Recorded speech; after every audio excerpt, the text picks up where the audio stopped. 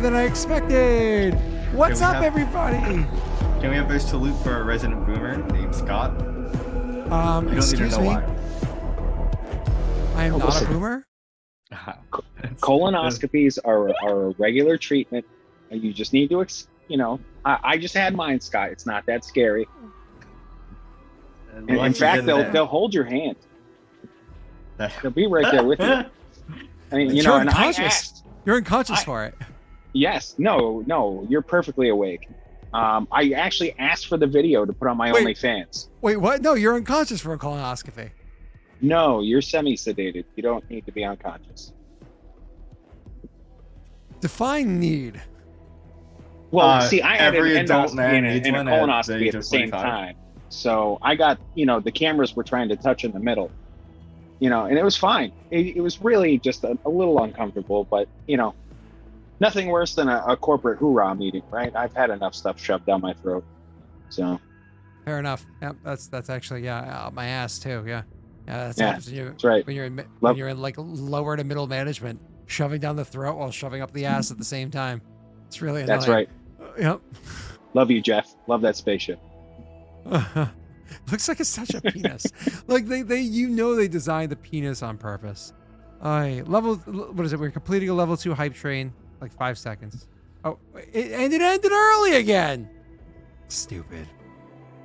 It ended like 78 seconds early. I hate when it does that. But anyways, so yeah, cool, awesome. Stomach problems, great. Completely brought on by my own decisions in life. Bad decisions. I will suffer, and I will grow. Or polyps will apparently. So. I just had some removed. Oh, awesome. All right. Anyways, so it's a shitty conversation. Should probably pass it. All right, we're getting constipated on this topic. I'm sorry, Sal. Are you eating? Yeah, just continue. No, I'm good. I can tune out everything you're saying and I can enjoy my dinner. Cool. Because I was playing games and then I was like, oh shit, Warmonger's in 5 minutes. I should go warm up my dinner, so I'm not starving. Sal's Sal grew up eating soft serve while watching Two Girls, One Cup. So he's good. I did watch that at an age you're probably never meant to. All You're not ages? meant to. Yeah, but you know what I mean. Hey, listen, that was one of Jean Lajoie's finest. That was his No. breakout song. What? He wrote his breakout song was a song about Two Girls, One Cup. Whose breakout song? Jean Lajoie. Oh, Jean LeJoie. No, Is it's it Joie? He's French. He's French. It's Lajoie. You sure it's LeJoie? It's not LaJoie. Yeah, but we've also never heard him pronounce it either. Yes, well, he's Canadian, so he doesn't pronounce anything. Yuck. That's true. Yeah, Canadians are the He's worst. French Canadian. Yeah. The worst. Yeah, Fake probably French, from fake Quebec. Canadian, all God. awful. Quebec. Does he want his own currency? What a guy. Isn't it not Qua? It's Quebec. I don't know. Like, because it's not an English word, so it's not. Yeah, It's just like. but I think joie. the pronunciation might be different when you're using it in like French. I don't know. I don't pay Yeah, attention but to it. I'm from New England in America. Everything I say is correct. That's true. Actually, that's I fact. disagree on Fact, premise. yeah. Listen, don't get mad at me because you're from the South. We know how you Sorry. guys pronounce things. Okay, Yeah. we're gonna leave it at that. No, give an example. Oh, I'm waiting. All your words have extra syllables because your people are too heavy to actually say a full sentence without running out of breath. Sorry, obesity is a nationwide problem. That is true. It is in fact a niche, right? And So according to you the can't just BMI, put that I on am myself. obese. So It's the global problem, actually. Yes. You Y'all guys, is way better than you dumbass. guys. Y'all Yeah. is great. dumbass. All I'm saying is it takes 15 minutes to get your change at a counter when you're down Okay, south. I can't Okay. argue against this. Just The South is slow. process Yeah. the fucking the transaction. It drives me Bro, insane. I listen. can't handle it. Are Well, you Learn how to using make a nice cash? coffee.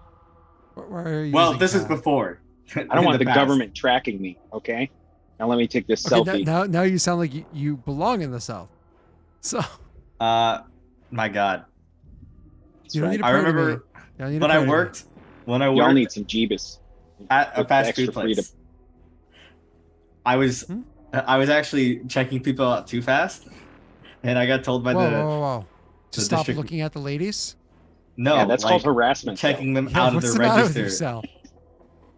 Yeah, so they're just going up there trying to pay for their goods, and you're just like you're just like gawking at them? What's the matter with you?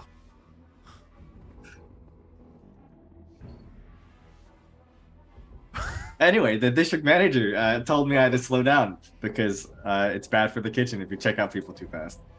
Why is it bad for the kitchen if you check out? Yeah, on a busy day, because I can check out people way faster than they can cook all the food because it's made to order. Oh, makes you're no saying is sense. you're sandbagging the kitchen.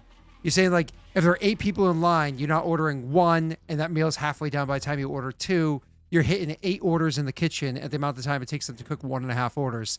So Yeah. the KDS screen fills up. You're sandbagging them. Sure, if that's the phrasing you do up north. It's restaurant industry as opposed to up north, right? So it's the same concept where if you go out to eat at a restaurant and it's like on the cusp of being busy, but it's not quite busy yet, and you notice your host like slowly walks you to your table and talks with you along the way and slowly puts on your menus. It just makes it, because the kitchen will crash because the cook's emotions go high because you're dealing with people, right? So if you do that to a robot, it wouldn't affect how it works. But because you're dealing with people, when people see all 10 windows are filled and it's +8, that makes them freak out more than if they just see 10 windows filled. For some reason, the +8 fucks with them psychologically. So that's a thing. Yeah. Mm-hmm. Yeah, but then local line cooks, so sensitive. Well, but the other thing too is that if you sandbag the kitchen early, you start a pattern. So now if you flat seat, say 13, 14 tables, most likely good 8, 9 of them are going to get up and be sat again at the same time. So you have a pattern of sandbagging. So you have to stagger the sitting.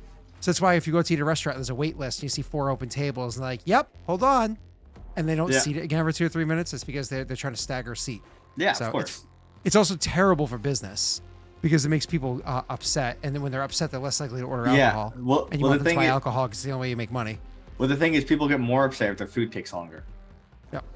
So not if they have a drink in hand.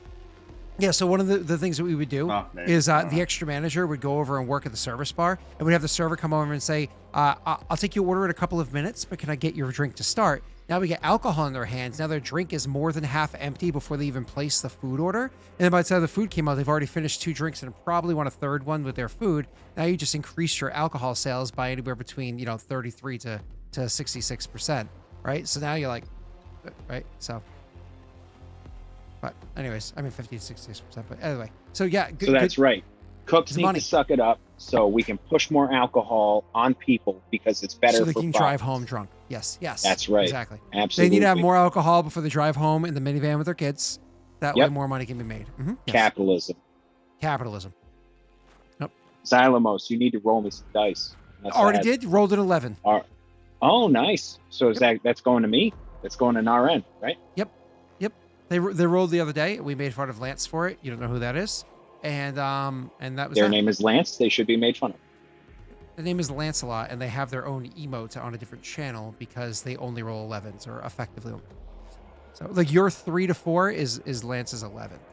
So I mean, it's better, I guess. So your stat increases by 2, Nick, and you can apply that at this point in time. All right. So listen, everybody, I'm glad that I'm here. We're streaming tonight. I was not feeling well for the past, say, 48 hours or so, and I'm going to continue to be miserable for the next 48 hours or so, but at least I'm better. Couple things to dive into. One, it's the first time having the whole crew back since Jake left us to go have a little bit of fun in a far, far place. And everybody's here. We had a very productive session last week. Estelle wasn't here. And this week we have Jake doing his other turn, which should go pretty quickly. Oh, Nick, you didn't hear. I'm pretty sure, Nick, that with the exception of any continuous events, if you will, or the exception of any random events, all the ones that are owed to you are done for the month. All the extra ones are done. This is like when you have very quick and productive turns to fly through and before things start crashing on you again. I might hit you with something to be fun. Anyways, other important thing is you guys are it's important we have all you together for this session because I think all 3 of your clans need to have a chat with the other kingdoms. Jake wanted to talk to you guys about one thing for his kingdom prior to his kingdom event, his kingdom rolls, and then an event transpired. Long story short, was going to be streamed at fuck you o'clock this morning, but because I wasn't feeling well, instead of being streamed, the boys just did it together off to the side, and the results are going to be dictated to us by Jake. And then he's going to want to have an RP with you at the tail end of the session covering that. Last thing I'm going to throw, Nick, you got another hype train reward last session. So your druid, if the character sheet is done and filled in, should be a 4th level druid now. Feel free to double check that. Cell, I believe, got the other level 4 hype train. Was that correct, or was it Jake? Help me out here. It was Jake. Jake, okay, thank you. Yeah. Wow. I see how it is. And last 2 details. One, I forget.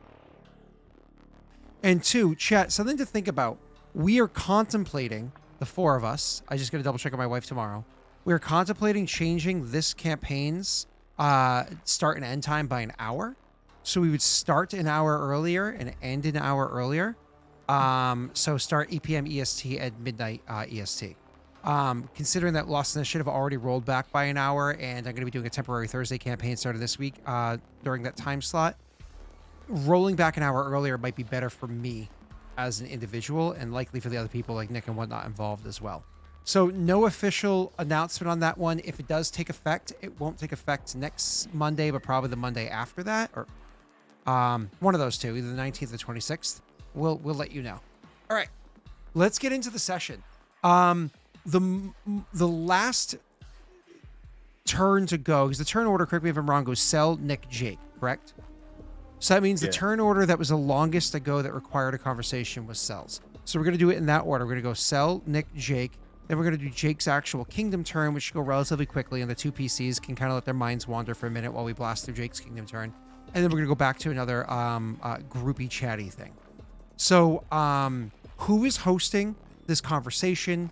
How is it being called? So on and so forth. So Jake, remember, pre-champion battle is the conversations you want to have. Post-champion battle is the one for after your turn. Cool. So, Yep. Are you guys all going to be called over to Clan Densho because it's central, or how are we doing this? Are we doing that thing going into the forest? Is that like around the same time? That's a conversation that needs to be had. Nick never officially asked you guys. That was never RP'd and put into place. If that is put into place, that's likely next session.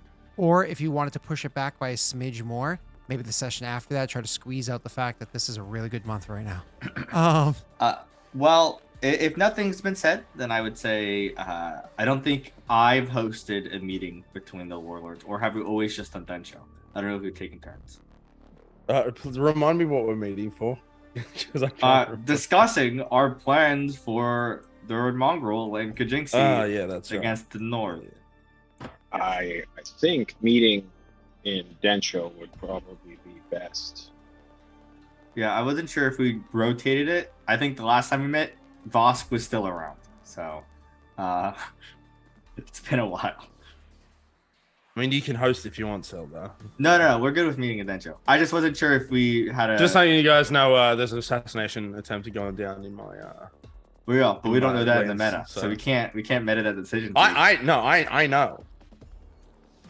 Okay. I know. So you guys are welcome, but just letting you guys know.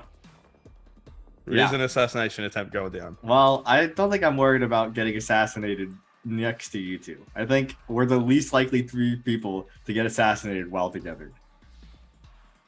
Well, I mean, yous are welcome. You can come to the duel thing then. I mean, it is this month, so I mean, why honestly, not have that could be everything where at all the once? conversations. Yeah, okay, cool. Yeah. So we'll literally have this RP thing, and then post duel, we'll have the we need to talk. You know what I mean? Awesome.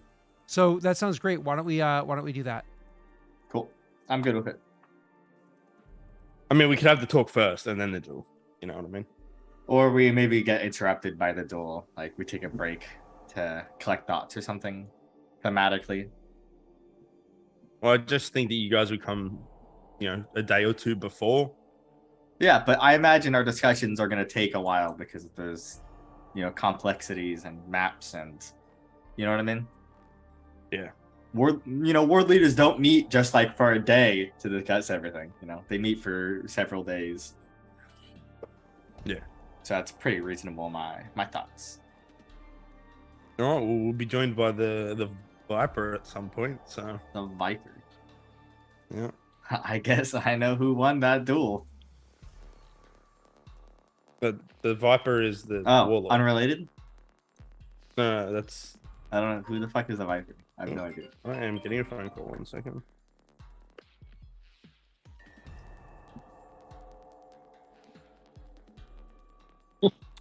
While we're waiting for him to take his call, we'll have your clans kind of like grouping back up together down at his. So we'll just have you kind of go in. If you want to describe real quick your entourage as you're making your way there. Nick, I imagine some commentary. I'll give you a sec.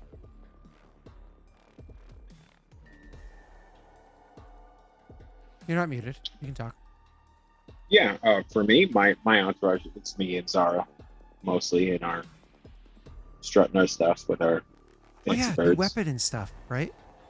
Yes, yeah, bought Zara a new Naginata. Something else too, right? And then I have a ring of Grot, but that's what I do. So, Gotcha. Yeah, so you so there's the Naginata, the ring of protection you got for yourself, and then you're also looking more pristine than usual. yes, I'm Because of glowing. your, yeah, glowing. Yeah. He has that pregnancy glow. Oh, congratulations. I have we're working on a baby glow. That is a different glow. That is a very different glow. That's a tired glow. But anyways. TMI, dog. I'm sorry. Have babies not been made over the course of, I don't know, tens of millions of years? No, but talking about your trying to make a baby glow is kind of weird, champ. I'm not wrong. Chat will back me up on this one. Okay. That always Anyways. fails, by the way. So No, chat never backs me chat up. will back me up on this one. I don't think they will. I have no doubt. Not a single doubt. And if That's they all right. do, they're lying.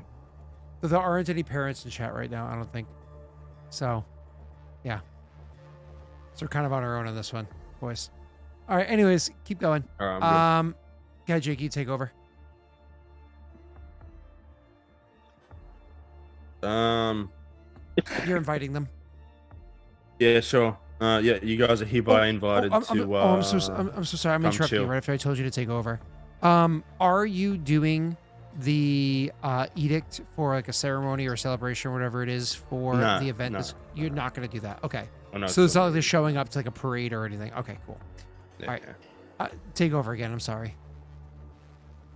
I guess more or less this would probably be brought forward by Tessel, as he's kind of got some things going on with the Red Mongrel. So I'd say that Densho is more or less facilitating this meeting, as well as we have our own stuff going on. There's a warlord from Manmosu that'll be here to watch his son in a duel to determine if he is innocent or guilty. So a couple days before, guessing both the warlords would arrive. Yeah, as I didn't call the meeting, I will let Cell there take over.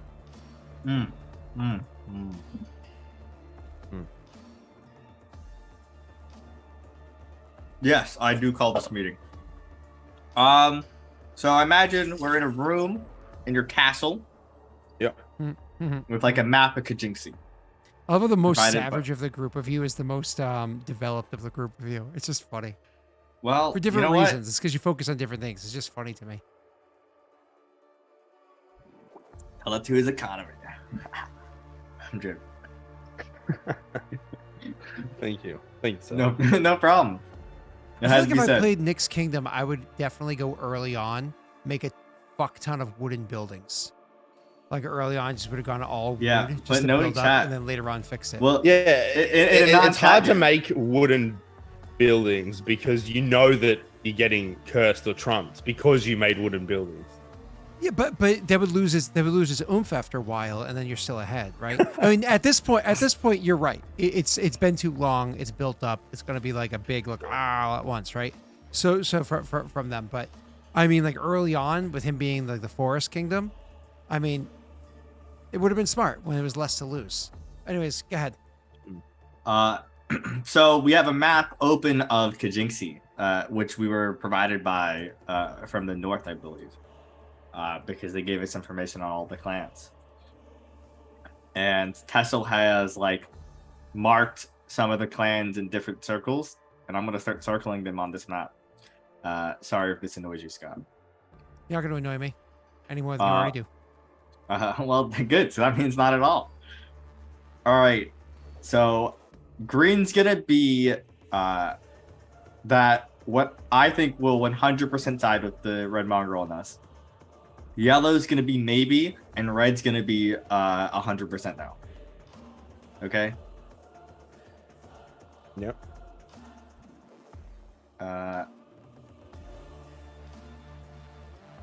And some of these are guesses, to be clear. They're all guesses. Well, I mean, yeah, everything is a guess, but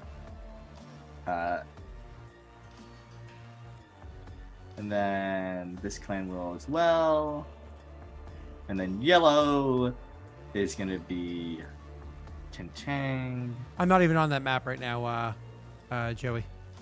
So Red. Or I should do one for yellow, but I don't know about this clan. We have no information on this clan.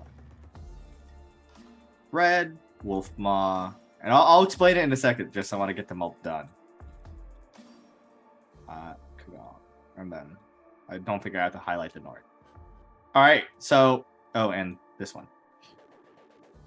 So you guys can see it. I'll explain it to the chat now. Tessel pulls up the map with circled clans.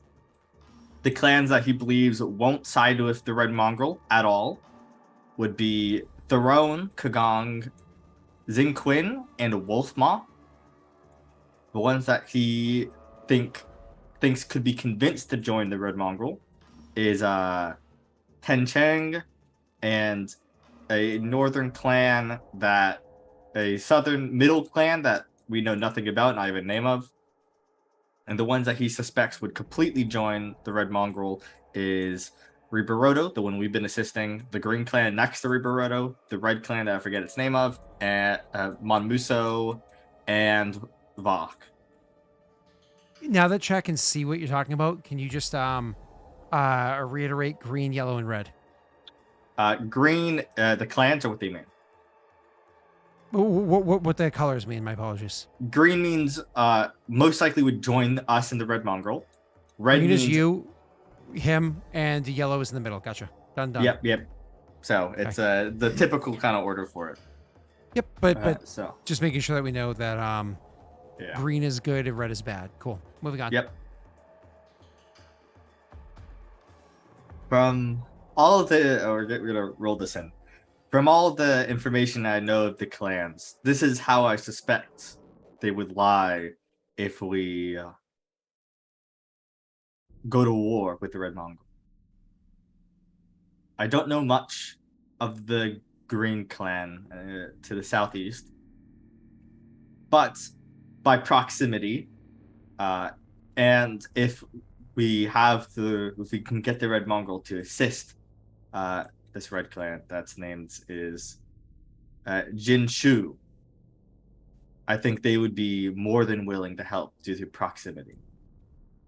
Riberoto will owe us a great debt for our help against Xingqin, and them being attacked by Xingqin without the North helping will leave disdain. The Roan is a traditionalist, and I plan on hopefully taking them out before we engage the North. Kagong has a vetted hatred of the Red Mongrel and will oppose him at all steps. I plan on trying to at least bring them into the fold and ease those tensions. and Wolfmaw is like a trapped wolf. It is stuck between 3 clans and the forest. It has no room for expansion and is already a rivalry of you, Naren. So they would see it as an opportunity. Kencheng is a middling clan, so they're harder to predict in this matter. Although they did host a southern feast after the gala, in which everyone talked down about the north. So I would suspect they would join us with a bit of diplomacy or coercion, especially if everyone around them is joining. Zinquin, clearly they like the north. They benefit the most from their rules. This clan on the northern border is harder to know. I know nothing of this clan, and since the proximity, I would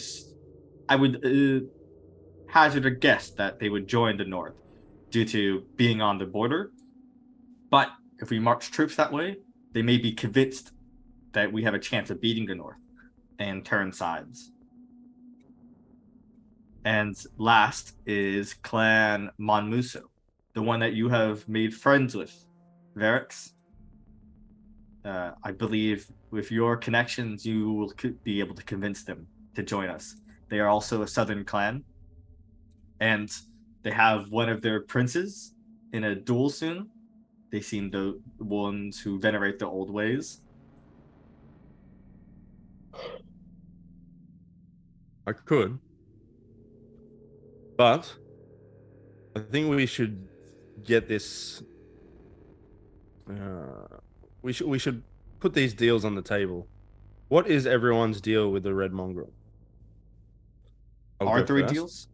Yes. I'm so sorry. Are any of your advisors here, or is this like a no, you 3 only, all doors are closed? I feel like this is a warlord meeting. This is us 3 only. So not even like your one each most trusted person, just the 3 of you, which is fine. I just want to be clear. Yeah. Okay, cool. Thank you. Continue. My deal with the red mongrel is to stay out of it. We have a mutual respect for one another. However, what he has offered is if he manages to take the north, that he will let Densho lands secede from Kijingsi and become its own separate entity, as well as providing aid in our push down south to reclaim land in the Barren Lands. We have little to no skin in the game as far as fighting the North, as it was never brought to us. Which leads me to also say that I think this could be a suicide mission. The North's troops are vast.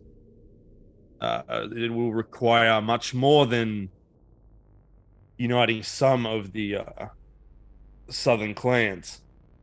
I don't know that it is possible. You'll need to draw the armies out and then attack when they're not there. Barring some other act of magic, maybe that he could repeat something that happened in was it Vosk? Was our old vassal? Mm-hmm. Vosk. However, the North also has AC members there themselves, which may be able to combat his own magic. So, in saying that, what are your 2 deals with the mongrel? Are you to take part in a battle? Sel, you're gonna actually, in case you don't remember, he was just referencing magic that he used when he took over the other thing.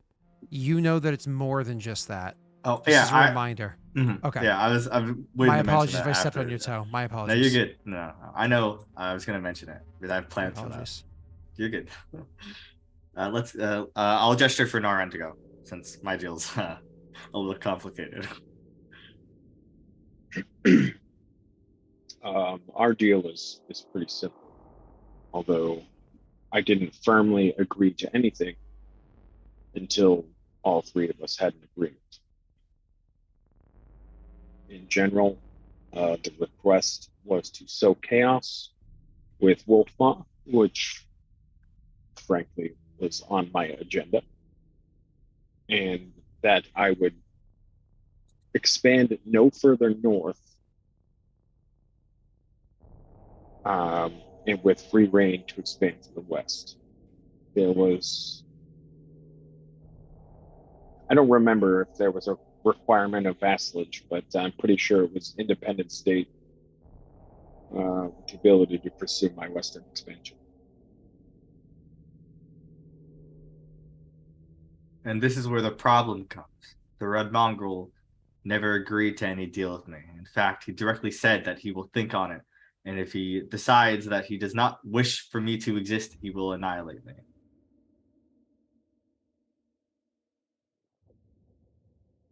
That is why I fight the realm. To secure a position in a post-North Kajinxi. But part of the reasons why I suggest a action where we can be participants and players instead of just pawns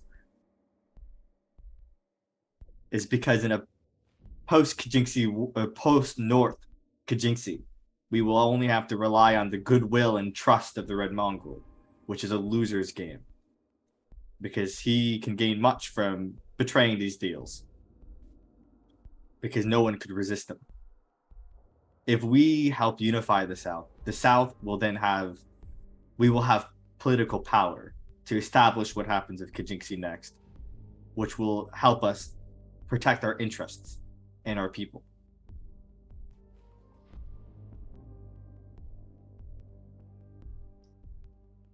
I'm most likely thinking along the same lines as Warlord Varix. I'm not even certain if the mongrel is capable of taking the north. And to be frank, I'm sure there will be more than one contender when that battle arises. I am more than happy with staying focused on my expansion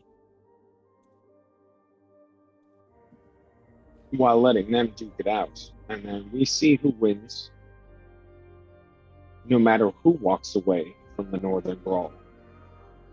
They'll be limping and in no position to assert authority over anyone in the South.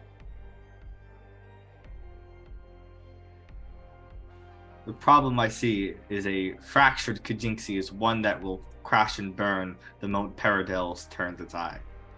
I know we all wish to be outside of these rules that restrict us, and they should be changed. But if we all split, if all of Kajinxi shatters, what stops Paradel? Nothing. I don't see Jinxie shattering. If you leave, Varix leaves, do you not see that will form fracturing lines in Kajinxi? Why should Clan Ribarodo say if they got to leave? Why should Clan Monmusu say? They're self-sufficient. It would cause I would see it as a risk of fracturing.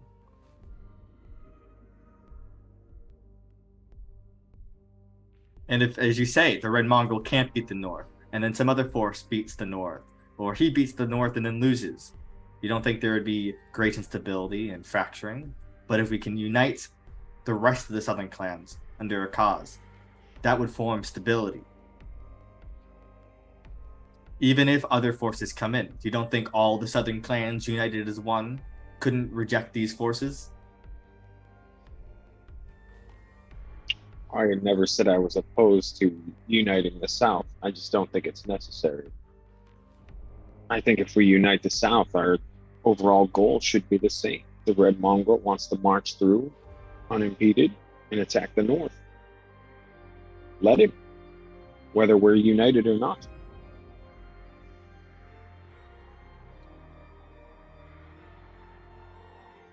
Is it not better to confirm his success by uniting with him, putting our cards in? Because the North will not be pleased if we just let him walk. No one's letting the red mongrel do anything now, and he walks through to Jinxie as he pleases. Potentially. But do you not see the benefit of us acting as actors in this? No, because then we're committing to a side.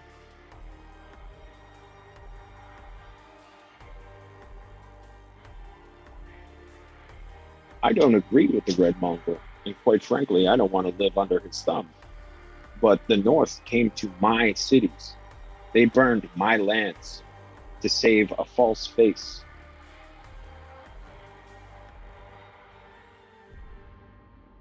I say let the mongrels fight it out. They're just rabid dogs brawling in a pit. Let them kill each other, wear each other out.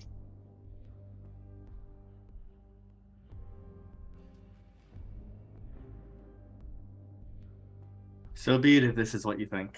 I think we are missing an opportunity by deciding to remain neutral. I'm one vote. This is a council of 3. As we wait for Jake.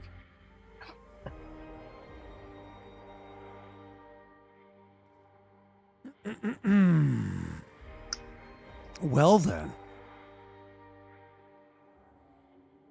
Then, well, what am I going to do with a level 2 hype train? That's interesting. You can make one of your normal characters, and you can put on one of your followers, and then if you give them a hype train, they can have traits. Oh. And then they count as significant NPCs for armies. So giving like other commanders you have a hype train is actually a good idea, since it gives them other stuff. I actually don't think I have any other commanders at the moment. Well, you can build one and put a level 2 hype train on it. We haven't had battle in a while because we know that clearly the tail end of this campaign, which is, as we know, fast approaching, is a huge war. And so all these hype trains, all this building up, because the war isn't meant to be forgiving for you. Like if your clan is wiped out, that doesn't necessarily mean that Daelric or Tessel or Naren die. The characters might potentially evade and continue on elsewhere in some other way, in some other storyline, but it is meant to be a war that is difficult. And so having the appropriate armies, which all of you are building on, having the appropriate strategies, the appropriate alliances is going to be where it helps. And what's nice is that you guys have each other. So if another clan, let's say a clan is attacking, I don't know, Naren, right? And they're rolling east from the, rolling west from the east. In theory, Shadow or Densho could intercept them before they even get to their planned battlefield, allowing them to not dig in before they fight. And in doing so, that could make the battle easier. But then Naren might have to compensate for them in BP or however you guys choose to do it in the future. But either way. So having more commanders is a good thing because your armies, you're not going to just want 2 armies that do everything, right? You're all working on having, like, I think 4 or 5 is what everybody's kind of like targets are at the moment. I think Cell, you're at 3 right now, right? I think you're all at 3 right now. Yeah. I have, or at least you're working on your 3rd one. If you don't have 3, you're working on your 3rd. What's up? I have 5, but 2 of them are like 5 elites, so they're not much. But that doesn't matter. That's 5 elites can take out an army of 50 if you roll well, right? I guess it's unlikely, but yeah, the count is a size of 10 overall, functional. Huh? They're functionally 10 normal people, so.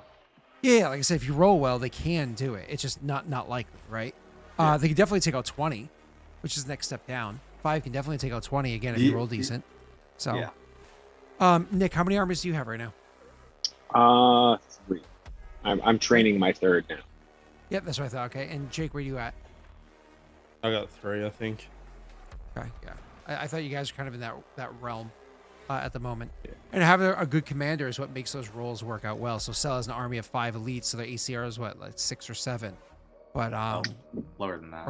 Or maybe 5. But if he has a really good commander, that could be huge bonuses. Anyways, so you, Nick, and Selwa are RPing Jake. I assumed you missed it because you were just on the phone real quick. Yeah, I had an important call I had to take. So if I could get a quick rundown of what I missed.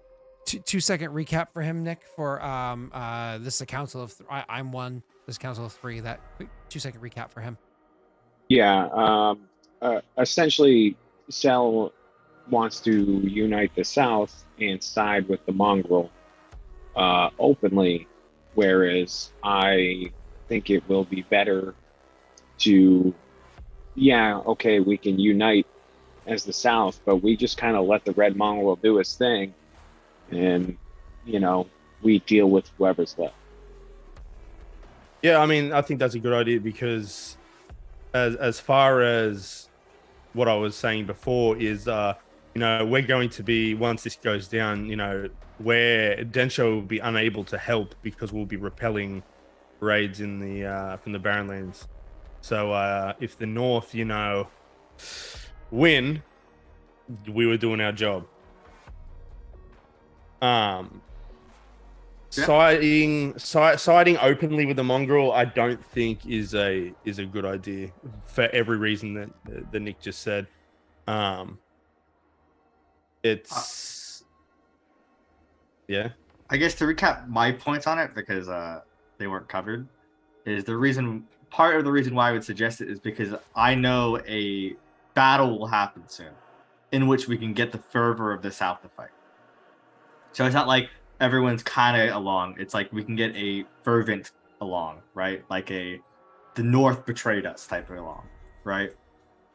Oh, I agree. But really, the Red Mongrel spearheading this, right? So this is his responsibility for the most part. My point is that we can actually be the one spearheading the political engagement of the other Southern clans past the Red Mongrel to get political power in the post North Kajinxi. Yeah, but also you'd more or less need the Red Mongrel's permission in a way to be doing that as well. Lobbying on his behalf, which is more or less what you're doing. Not necessarily. Which means realistically, you need Shadow needs to sort out where they stand with the mongrel. A deal needs to be struck between you two, because both me and Nick have deals with the mongrel, but both of them were contingent on all 3 of us. Well, that's on him. That's not on me. Yeah, but I think you need to have another meeting with him. I think there was one that you were supposed to have at some point. No, I had one. Yeah, I thought you were going to have another one because he's like, maybe you're all right, maybe you're not. I don't know. Yeah, well, that doesn't come, so. I mean, the only other thing is if we had armies by that state and we drew... The only thing... Because I'm just thinking the northern armies are going to be fucking massive. And even the Red Mongrel's mysterious 2,000 fucking troops, which I don't know how he fields, even they are going to pale in comparison realistically to these 3 northern clans. I agree. So unless they are drawn out, and maybe once war is declared openly, we bring our armies, whatever size they are, retreated back into the capital and then pull the Tywin Lannister and open the gates. I don't really see what's going, you know what I mean? I'm not 100%. I don't know how you can win.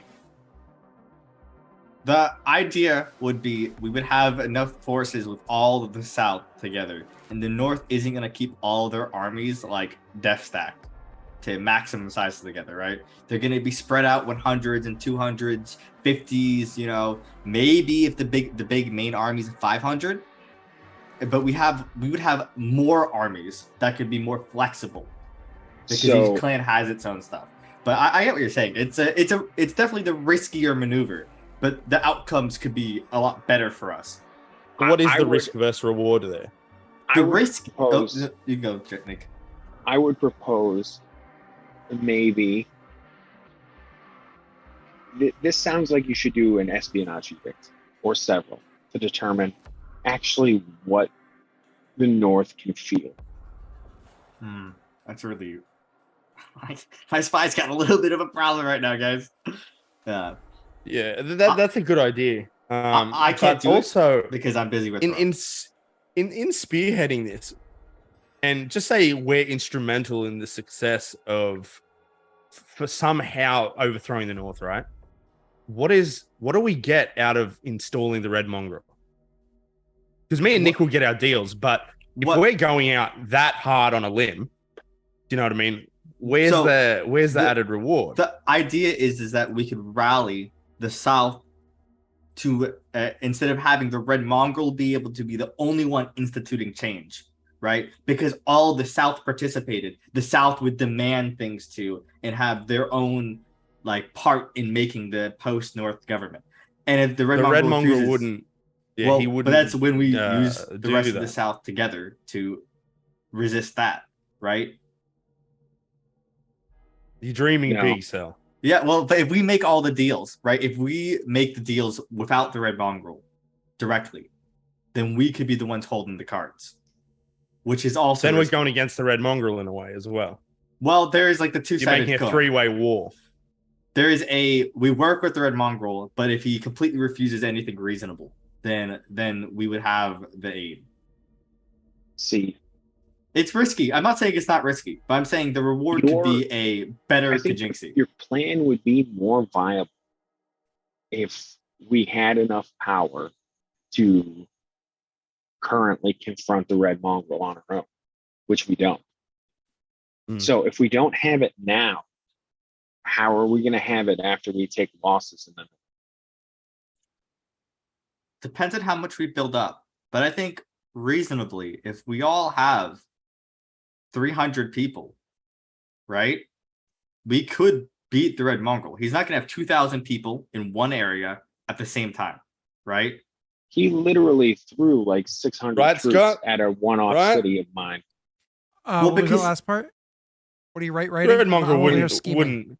And now we're also assuming the Red Mongrel doesn't have any ties in the Barrenlands. We're assuming the Red Mongrel doesn't have any ties with any northern clans, which the more you think about it, seems very unlikely. He probably has a backer somewhere.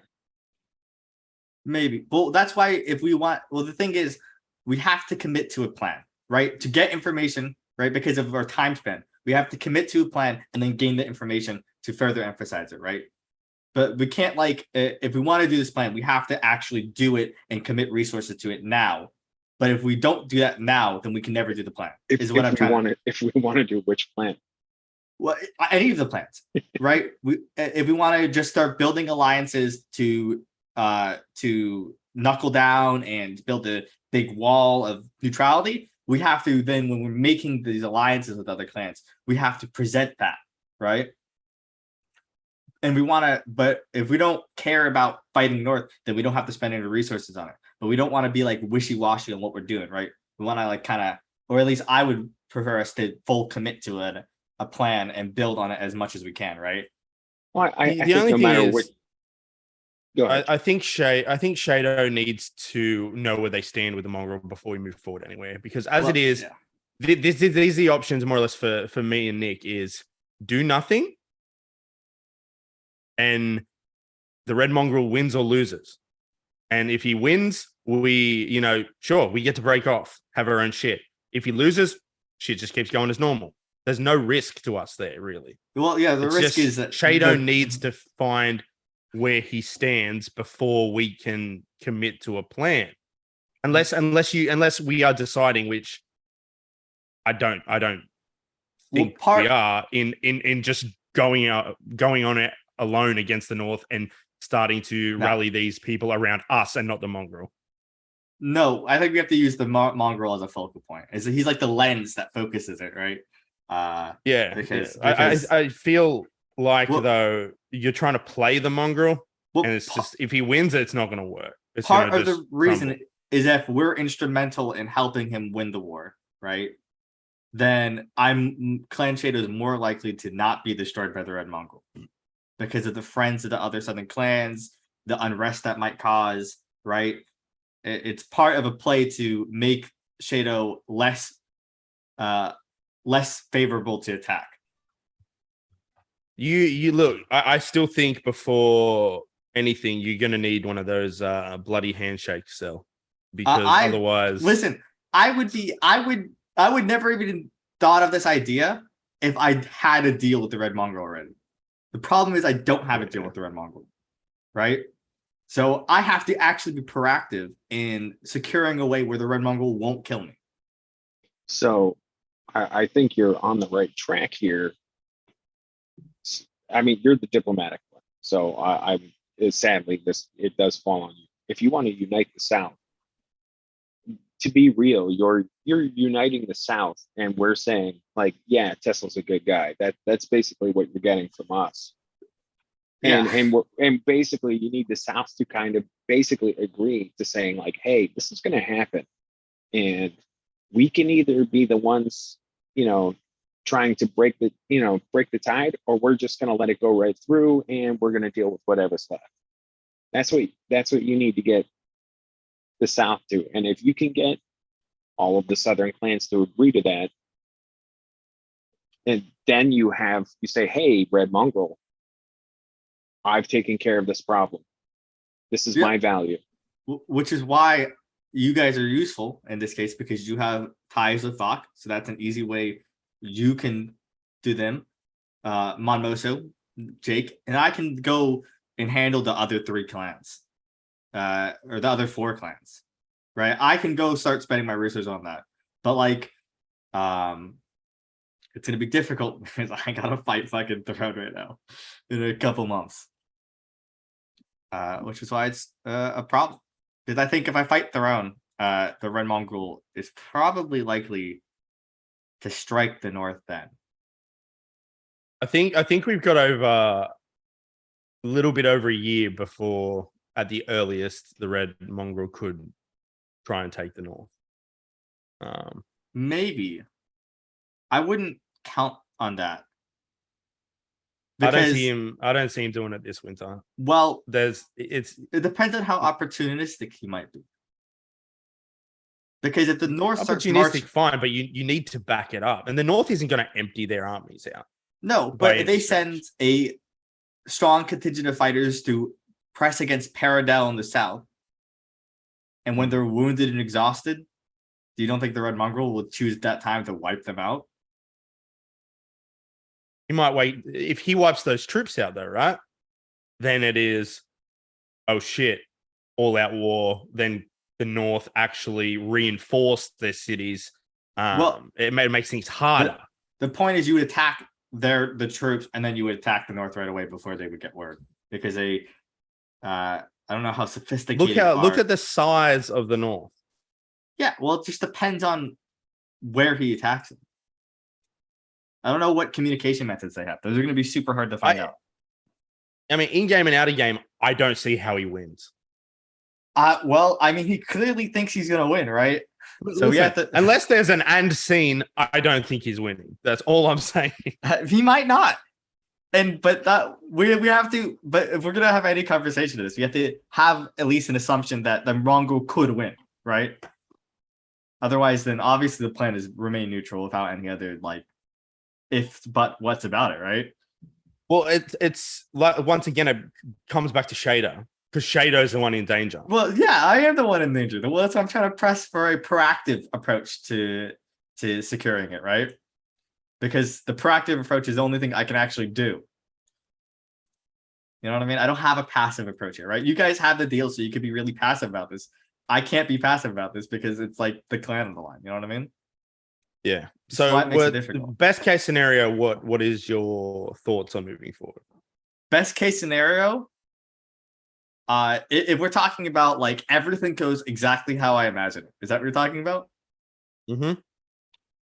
We convinced all of the Southern clans, including the yellow ones, to work with us and the Red Mongrel, and we overthrow the North, and then we institute changes that the South demands alongside the Red Mongrel, putting restrictions on his power or something like that, right?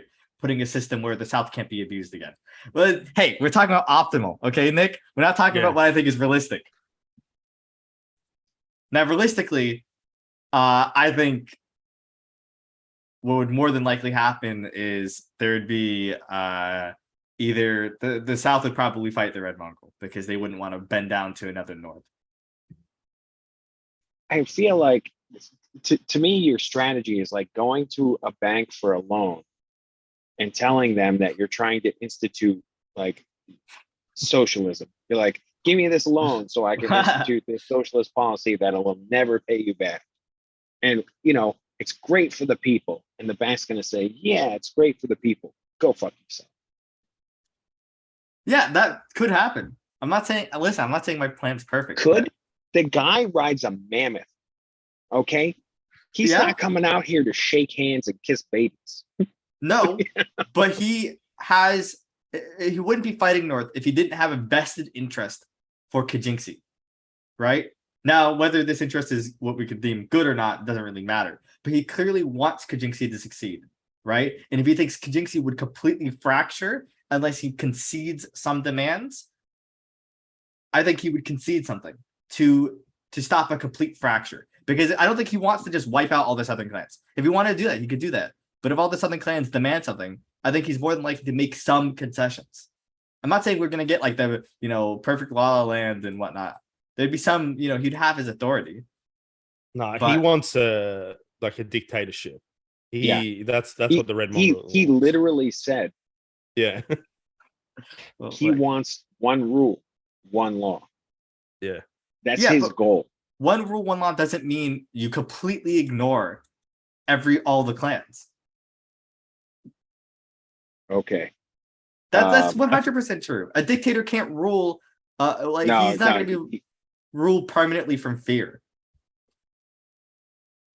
I don't think he believes that. I don't think he would. I don't think he believe. I don't think he's. I thought you were good at history.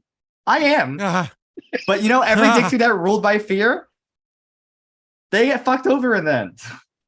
Listen, every kingdom Every gets fucked dictator. over in the end. It doesn't matter. No, but dictators have a bad track record of living long lives. Some of them do, but you know, there isn't a great track record, and we're not speaking about like normal people in the 21st century dictatorship. We're talking about like war obsessed, corrupt that value honor and respect and whatnot. And if they feel disrespected, they're not going to just bend the knee. Don't have to bend a knee if it's cut off. Well, yeah, but then you know what? That builds resentment. In 100 years, there's another war, right? Good thing Karuk lived for like 50 years. Yeah, but I don't think the Red Mongrel is that short-sighted. That's all. I think he wants to create something that's going to be longer lasting than him, and then it ends because people revolt. I feel like it's your typical power grab. I don't think he's thinking long term. He wants power. He thinks he has the ability and he'll take it. It's like it's like Barren Lands fucking. Maybe I'm giving him too much credit. I just think from my interactions with him in game, I think he is thinking about this more than just I could take them out. I think he has a long-term plan in place that isn't going to just be like torpedoed because he is I'm absolute dictator. That's all. I think if we assume that of him, then he's, really dumb. But I just don't think he's that stupid. I mean, I'm not saying I can't confirm I'm right or wrong here, right? We don't know what his plans are exactly, but I would find it unbelievable if his plan is that simple. So, again, Chad is pointing out, we really have no information. We don't know what the North can withstand, and we really don't know where his allegiances lie, who his backers are. As everyone keeps, like Jade saying, he fielded an army of 2,000, and we don't even know how. Yeah, and I'm on board with going in and finding this information out. But I'm saying we have to pick a course of action so we know what information to look for, right? We don't have to stay on the course 100%, but we have to pick a course and then start digging for that information, right? Yeah. But if we don't if we're going to do the turtle up method, we don't have to dig for information on the North or the Red Mongrel because it doesn't matter to us, right? We could just focus all on I mean, maybe the Red Mongrel, but we probably want to know what's up with him still. Since when is information not valuable? Yeah, but I'm saying we would prioritize other information or making the alliances with the Southern clans to confirm the neutrality, right? To confirm a block together. right? Our resources, you would have to focus them in different directions based on what you're trying to accomplish, right? Well, I mean, we are kind of forging alliances separately, but we are forging, bonds with. Well, you guys are. I mean, you just absorbed. Yeah. What yeah. was it called? You know what I mean? You're gonna absorb Kagong. Hopefully, yeah. I have to convince them. Yeah, that'll work out. You know what I mean? So forging these friendships and alliances is certainly possible, and I think it should be something that is sought after anyway, regardless of what goes on. 100%. I mean, I'd have an alliance with Throne, but I can't because once you attack them, then I'm on a bounce to defend them. That's a part of the I need to destroy Throne. So there isn't other mining clans that make me less likely to be axed by the Red Mongrel. Yeah. But getting information like I think a good starting point is getting information like army sizes for the north. Yeah, well, so one problem here is that we spy on the north and you get caught. It's really, really, really, really bad. Mm-hmm. Remember? So the big issue with spying on the north is that immediately it's not just going to be a typical espionage edict. There's going to be penalties involved, right? So because you're dealing with the north, they're going to have way more security, so on and so forth. So let's say Jake has the best kingdom stats out of all of them. Jake, what's your control DC? 61. Okay. What is your stability? 97. What is your what's the next one down? Economy. Economy 76. And what is your loyalty? 82. And you said it was 61 at the beginning? Yeah. Okay. Give me 1 second. I'm just gonna make sure this is easily read. I pressed the wrong button there. Okay, here you go. So even if you took right off the bat, let me be an absolute asshole and say this is a difference of a 20. Right off the bat, you have to assume that this is actually what you're rolling against. Okay, so Jake is rolling against that. Okay, cool. Now, if I told you there's a 20-point difference, you already know A, stability check. Whew, unless I roll natty 1, in which case I succeed, but with penalty. 1 down. Yay. All right. Loyalty. Unless I roll natty 1, I succeed with penalty. And the last one, I just got to roll a 5 or higher, and I succeed. The odds are pretty much in your favor, aside from that 5% chance each roll to roll a natty 1. Yay. Moving on. But what kind of espionage edict are you going to do? I currently have Ultimate Battle open, but I didn't open up Alternate Rulership. Did one of you guys? I have. They're in the Kingdom sheets anyway. Oh, are they? Okay, so yeah. choose. So if you're trying to find out, like, say, how many armies they have, it'd be like a question major. Was or yeah, would it be like a major secret or public information? I mean, it wasn't public information how big the United States military was and exactly how far stretched it was until relatively recently, right? It's probably pretty major secret where all of their armies are, right? Yeah, it wouldn't be vital, but major secret I think would be a pretty solid one. And what's that? A -10? Yeah, it's a +10 to the. It's a +10 to the DC. Okay, so that means realistically, to be able to get that information accurately, like not missing details here and there, this is the DC Jake would be rolling against right now. I don't know what your stats are, but I'm doing this with his example so you guys can compare your own stats set. Now, to be clear, Jake still beats one of those easily. Just don't roll a 1 across the board. Yeah. The second one, he only has to roll a 9, assuming he doesn't have anything to beef up his rolls beforehand. Okay, so the second one is like, it still will go, we'll give it a solid 75% chance of success. Okay. That third one, though, that's rough. You only need 2 successes, though. 3 just makes it critical. You only need 2 successes. So in theory, Jake can successfully still pull this off without even modifying it. Dice in the air. But in theory, he could do it without even fucking with it. So the task can be completed. Now, that being said, could any one of you guys, do anybody of you guys have numbers that can compare with that? My stability is would beat that on everything but a 1, and that's I gotta yeah, that's about it. Okay. Nick, you have anything else that's any one of those that can, or two Not that even have a good close. chance? Okay, cool. No way. So that being said, Densho is the clan that can most likely get away with the spying if he wanted to. Moreover, Densho actually has a buddy that's from the north, so it even makes sense for him to send somebody up there to do it.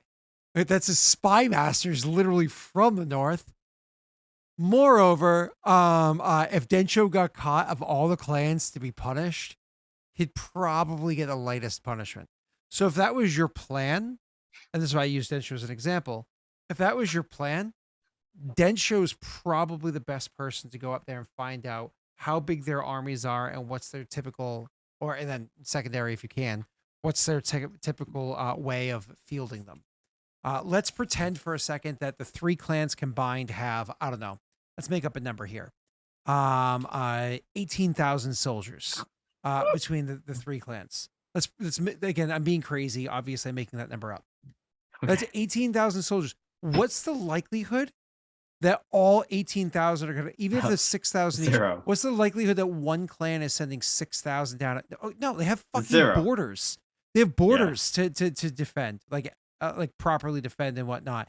They have to maintain all sorts of, their soldiers are often inside of other clans and stealing their will and whatnot. Like, and again, 18,000 is a disgustingly high number and is not the case, you know? Yeah. I mean, Densho has a ridiculous manpower because of his broken Urzog is like broken as fuck. And Densho can hold just shy maximum. He can hold about 12,000 people, right? And that's like borderline bankrupting him. How big's your clan? 35. So I mean, who's gonna cap out the maximum that their clan can hold? You know? Oh yeah, I mean, I can have 1,300 people. It's like a Yeah. Well, Jake's a factor of 10 greater than you guys because of his person. Yeah, well, it's like you can't actually have that many people. That's 10% of your whole population is people warriors. Oh no. His isn't 10%. Well, His is isn't. 12,000 out of 18,000. No, I know what you're saying. I'm saying It's crazy. I'm saying like you couldn't actually have all children those run people as with warriors. axes. You can have all those people as warriors without actually like having, realistically speaking, like Yeah. collapse of all systems ever. No, Too I many know. people as warriors. I'm aware. So again, when I say 18,000, that's like a bullshit number that cannot. It's more likely that the 3 clans to the north combined have closer to 10,000 soldiers combined between them, and that's Yeah. like that's a fair number to assume. Now, 10,000 soldiers isn't going to come out one of your clans, so you're going to come out all of your clans. The whole idea is, however this is going to play out, you're hoping that Fucknut, with his call it 2,000, are attacking them strategically with well-trained, high, decent leveled, decently led people. So his 2,000 is hopefully pulling the attention of 4,000 plus of theirs. That leaves 6,000. Again, are all 6,000 coming down at the same time? No, they have their own borders and whatnot. So you get the idea. And let's be real, So you're not really having a 6,000 person standing army anyway, right? You can have people in like reserve and stuff. Because But I mean, think of this too, right? Just say they ambush whatever the 4,000. Just say they wipe out 4,000. You got these 6,000. You got these people scattered. But once the capital is besieged, fuck the borders, because the borders don't matter at that stage when you're trying to cling on to power. Every troop is coming. well, we have to assume the Red Mongrel has some sort of fucking idea to get the city. But this is why I'm saying But once it a city's seems sieged, people don't necessarily know that the city's sieged. Like when you siege a capital Wow. city, the armies don't always come marching back from behind. They have other things that there's more battlefield. That's why cities are sieged successfully. It's because you can't get word out to the armies, or maybe the commanders of those armies like, I'm not going back there, you know. But what is the North again, right?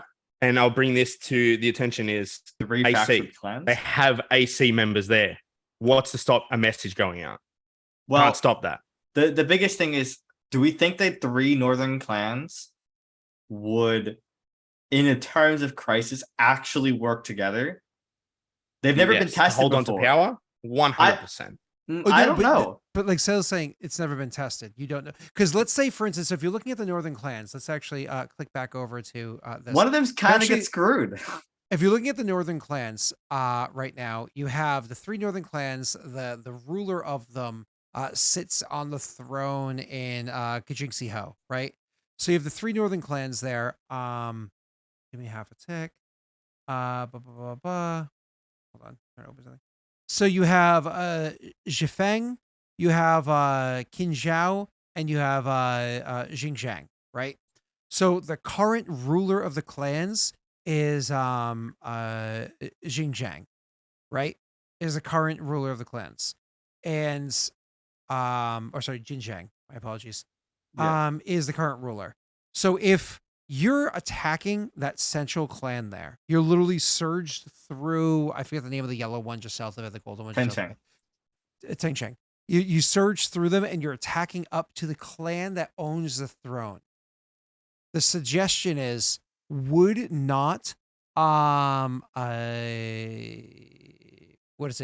Zhao, would they not potentially also try to siege Kajingxi Ho, the city, and take it for themselves? Would they not also try to do the same thing? You don't know. Counterpoint. Go ahead. The leadership, I'm not trying to as give far you- as I'm just aware, talking, but go ahead. is interchange between the 3 at certain times, right? It hasn't been this one such Yeah. and such, right?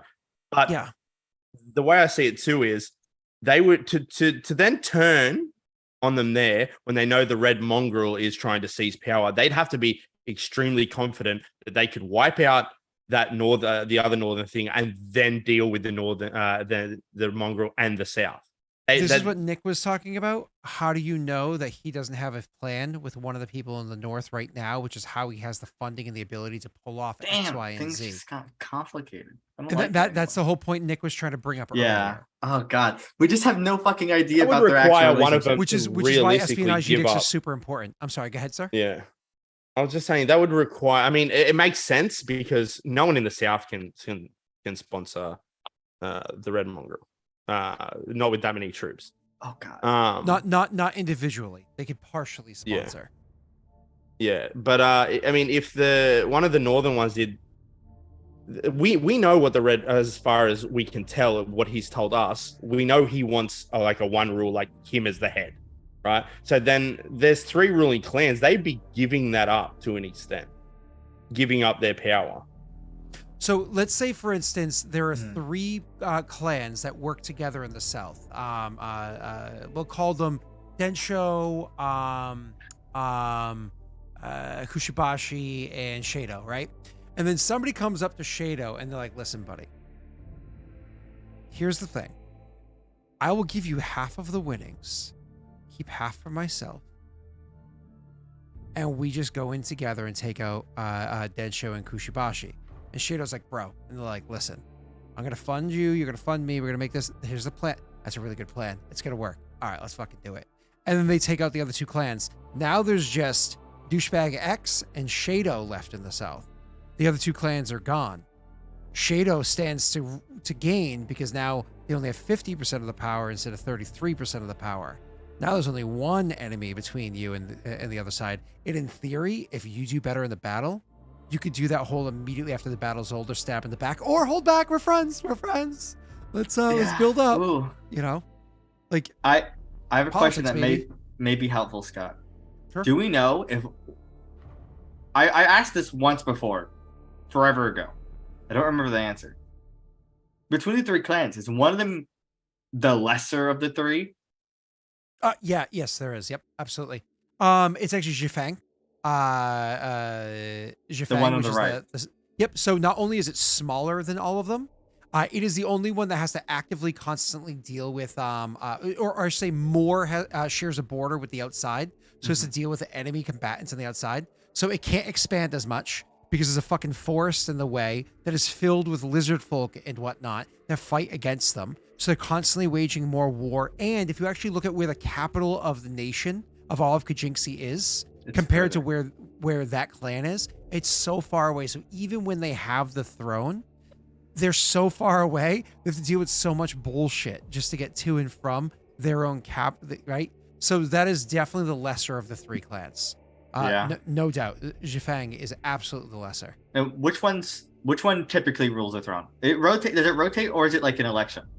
It is so we talked about this beforehand. It is a semi-rotation. It is chosen by the three clans. Okay. Right? So it's kind of elected, but not really chosen by the three clans. And every time one of the rulers dies, it then goes back up.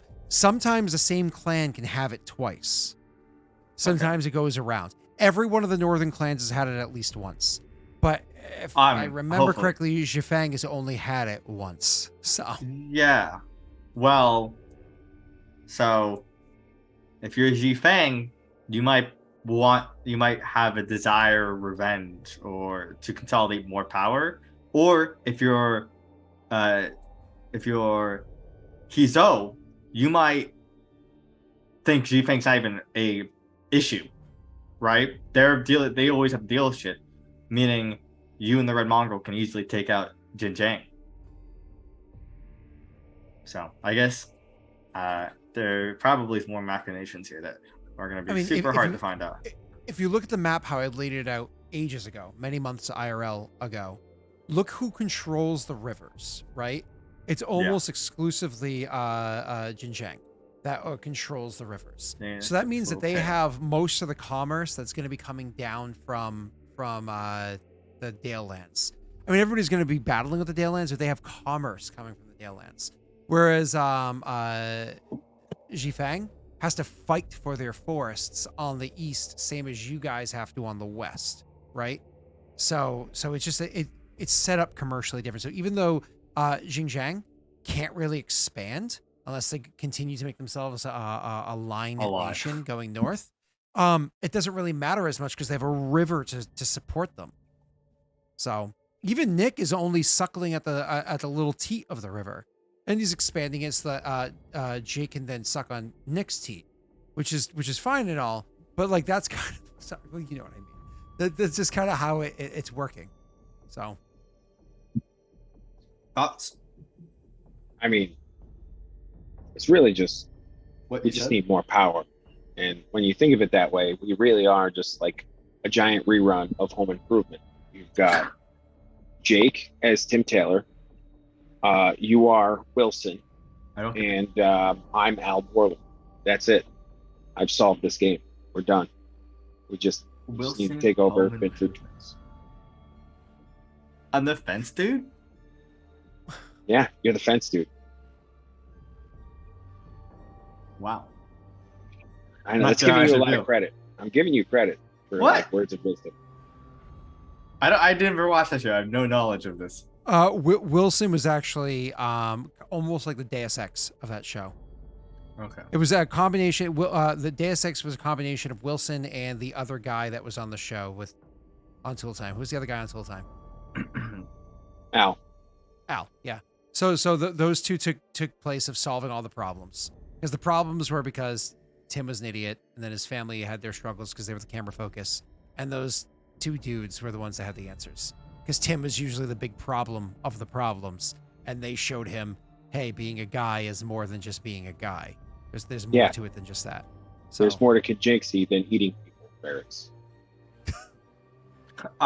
Yeah. All right. well, So, I guess our plans moving forward is try to maybe uncover the secret. Are we gonna try to figure out? okay, so this is need- I'm going I to thought- allow you guys to. I'm going to interrupt for a second. What I'm going to allow you guys to do is, let's say Jake is spearheading this because he has the most stats.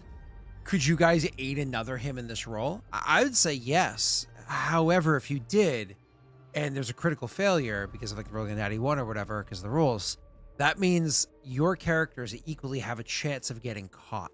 I mean, You know, so Nick would we choose a commit it. We stat. commit it. Nick would choose a stat. Let's say Nick's like, Jake, I'm going to assist your economy because that's my best one. And Cell's like, I'm going to assist your loyalty because that's my best one. Then if you roll natty one in either one of those, that's the person that would get you.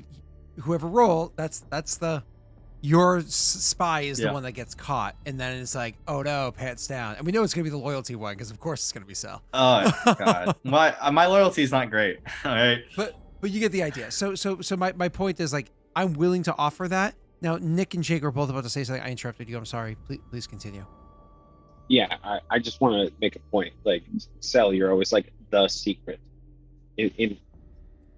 There's not the secret. There are secrets. Yeah, sorry, I didn't mean to be like declarative. Yeah. I meant know, like we're just if there is a secret, we have to see if we can find it.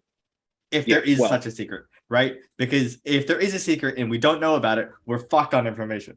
no. I mean, there is a secret, and we don't know about it, and there's probably like 5 more. Is what I'm saying. Of course, there's layers and layers and layers and layers, but we have to at least uncover the first layer to even dig for layer 2. Yeah. So the strategy should be espionage edicts, build up forces. Okay. One problem. All my money has to go to military because I'm fighting Throne, not this kingdom turn, but the kingdom after. So All I'm hearing is wah wah wah wah. and you're gonna help me. So that keep that. Absolutely, I will totally help you. I will sell you as much lumber as you need. We're gonna need some Kavitor. No, they would be terrible in the mountains. But yeah, and Jake, obviously, you can't help me with troops, since that would cause you infamy. Unless you want infamy, then you could do it. Mm-hmm. But that's also important to note that most of my resources are gonna have to actually be dedicated to fighting a war. Yeah, I hear you. I still think like what was the outcome of Tesla's meeting with the mongrel? Because it was open ended. I thought he was coming. Like I thought it was going to be either he comes. As far as I remember, wasn't it? He comes back with a handshake, or he comes back with a sword. Yeah. Well, yeah. So I think before anything happens, you need to know where you stand. Well, I can't. I mean, that's not up to me though. I'm not going to go contact him because that makes me look like a little bitch. But then, I just want to clarify that you were kind of singled out as looking like a little bitch already. So. Well, yeah, but I can't be looking like a little bitch. Well, I mean, you got a flaming crown and a half key.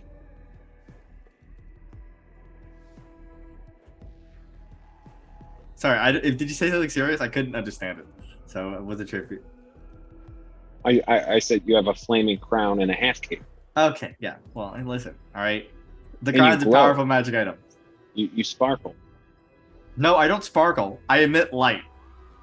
Sorry, you emit. Yeah, well, it's like a globe. Sure, you're a party in a bag. I get it. But also, to be clear, it's not. He doesn't like me because I'm not a Karuk. Like, he didn't think I'm a Karuk. That's why he doesn't like me.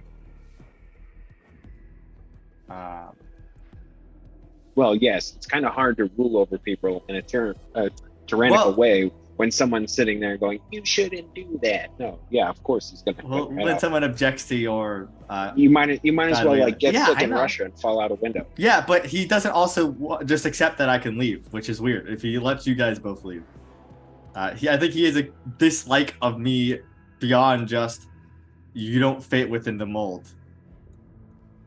Something being a little antithetical to him. Maybe it's related to the Krillin bit and him being Drazam. There might be like other dislikes there too. I don't know. But that's why I'm fighting Throne. Because if I fight Throne and take them out, then the Red Mongrel is less likely to attack and to kill me. Yeah, there you go. Well, that's why I'm fighting the Throne War. Okay, so do it. Yeah. I'm just trying to have other methods to help secure my clan's existence. Sure. I'm fighting Wolfmaw. Yeah, but Wolfmaw is a bitch compared to Throne. Let's be real. Really? Throne has giants. And? What does Wolfmaw have? Good question. I have no idea. Well, you should get on that, Nick. I'm building a new city. I'm taking my time. I'm training my forces. Are you gonna fight them with Vok, or are you not gonna have Vok join?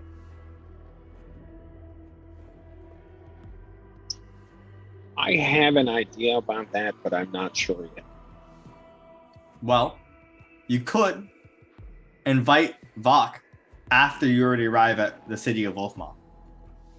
So I was actually thinking of inviting Vok to take over Wolfmaw and have them kind of come under my banner, because I technically promised I would not do any more northern expansion, and if I were to claim Wolfmaw, that would be northern expansion.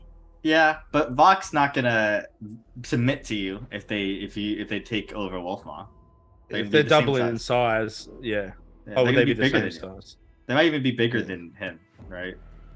Yeah. I find that a unlikely proposal, but Well, if I take Wolfmaw and I give it to Vok, okay, as like part of it, yes. okay, maybe that's pretty. That's a pretty tough sell. There's gonna be a pretty rough diplomacy go, but it's possible. I'm not saying Now, it's not when it comes with a, hey, I'm going to make sure you don't get steamrolled in what's coming next. It's kind of... yeah. No, I agree. It's not. It's something that could definitely happen. You're gonna have to be very light on them though, in terms of vassal overlord relationship, because they're of significant size, unlike my vassal husband. Which Yeah, was I small, have no intention of... being the north to them. Correct. Some of us don't raise our taxes above normal. Yeah, Jake. Yeah, some of us have good BP coming in. That's true. I do not. True. I do too.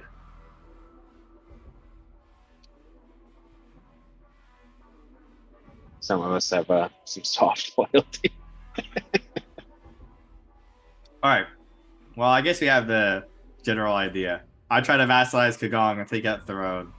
Jake, we assist Jake in spying on the north, and you're gonna figure out your Vok Wolfmaw situation. And then I guess I'm gonna start contacting other clans and making alliances with them, or at least non-aggression pacts or defensive pacts. Yeah. I mean, I Because think that's a good start. I think defensive packs are going to be pretty easy to get.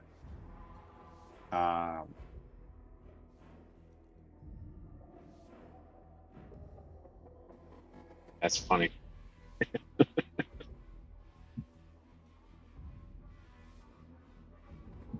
I don't get what Scott's implying by that. First of all, that's Saga Frontier reference. One of the best old school JRPGs out there. Yeah.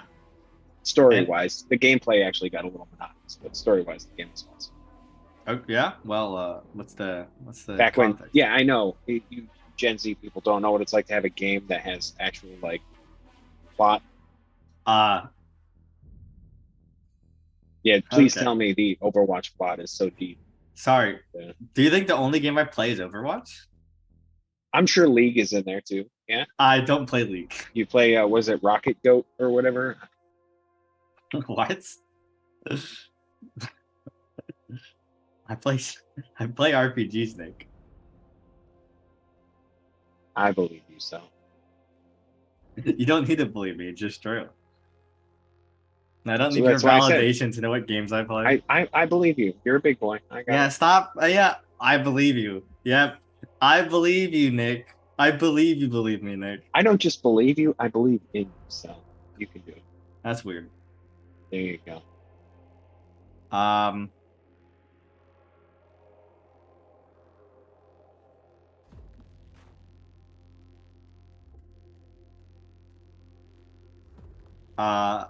Yeah, well.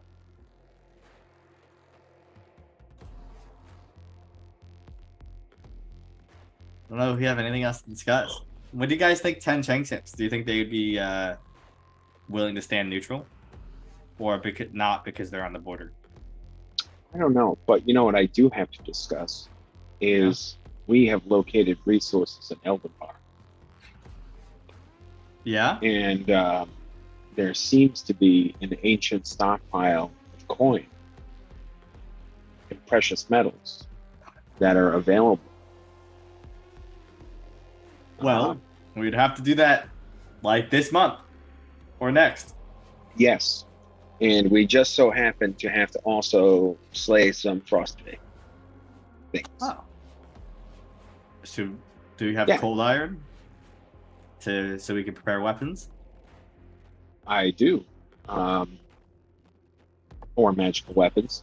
But I mean, we're just killing frost elves or whatever in the forest. So I just assume you're going to light them on fire. Anyway. Does a magic weapon bypass cold iron? I don't actually know that out of game. I don't know what is a plus. Oh, yeah, I guess it does, right? +1 does bypass cold iron. And now other weapons depend on the resistance type or whatever.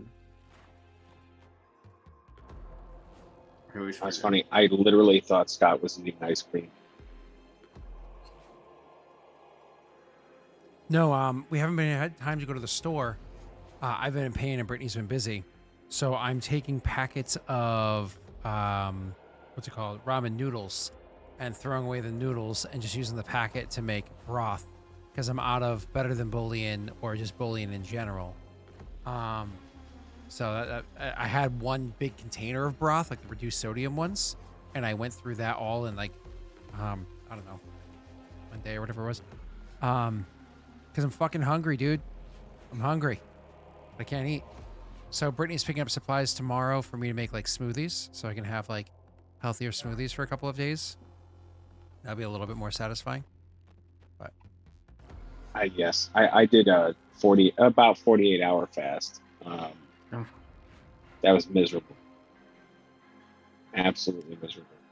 yeah, in the entire, like, you know what I'm talking about, like those chicken broth things, like the big, yeah. So that whole thing's 20 calories. It's 88% of your daily intake of sodium, 28 calories. But I needed the sodium anyways because everything I was drinking, I was like, if I drank like a glass of water, like a 12, 16-ounce glass of water, whatever it was, within like 20 minutes, I was pissing. So clearly my body wasn't retaining it. So I was like, I have to up my sodium intake like crazy to force my body to retain the water. So that's why I switched to having broth instead, to force my body to retain the water. And that had its effects. Let's just say that. So. Well, I think our discussion's concluded.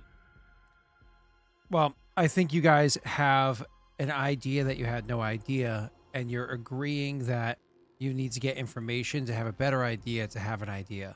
But the whole while the time that the clock is ticking.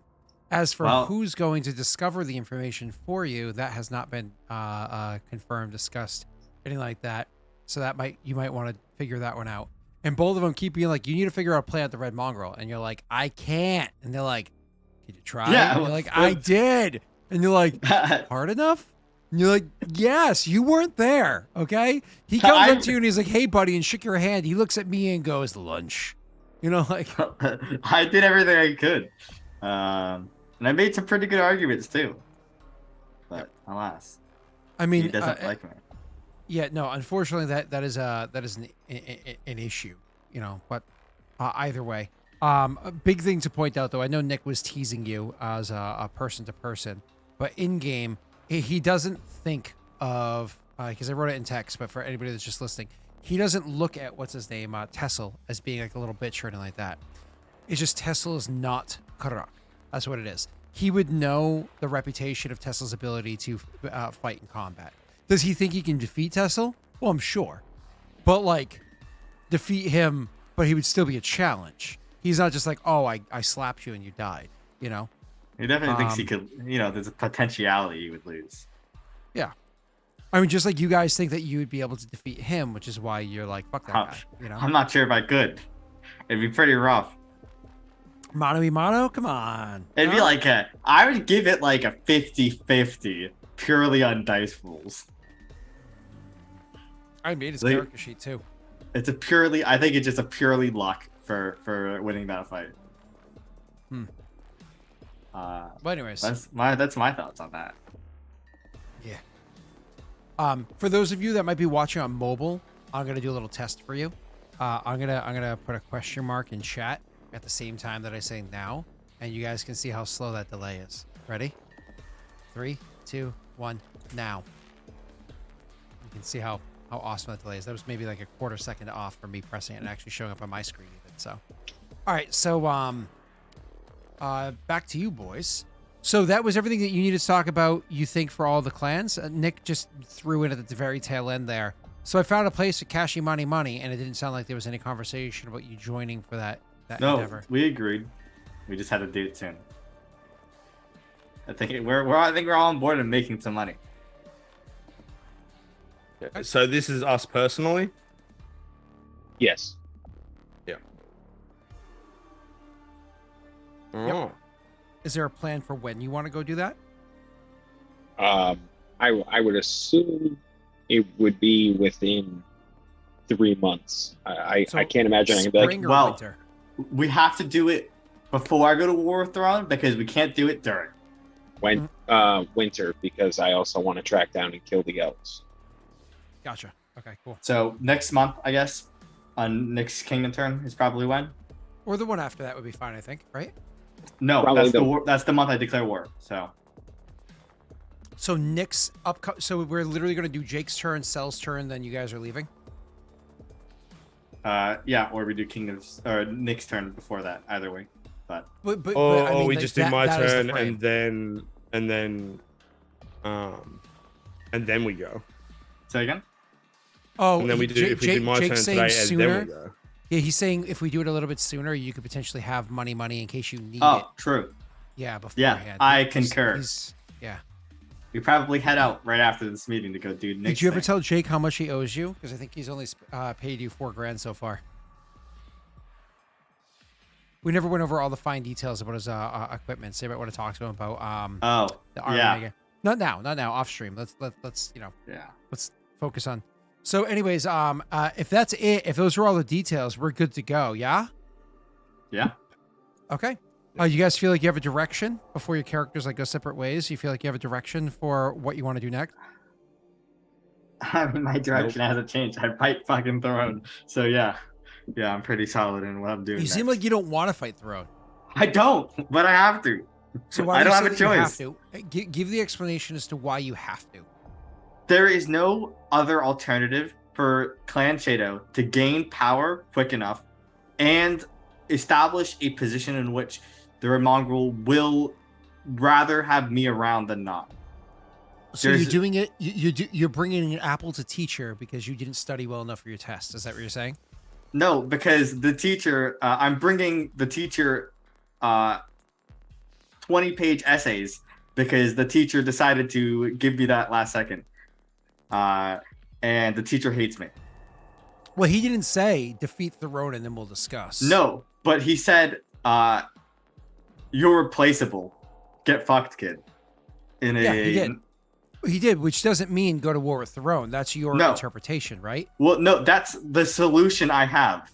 Yeah, and part of the reason why it's the solution is because you're saying, well, if I'm going to attack anybody in Kajinxi now is if I want to attack anybody, if I want to take that land, I have to do it now because once it's under the Red Mongrel, then I have to deal with all of Kajinxi under one banner as opposed to just attacking one clan. I get that mindset too.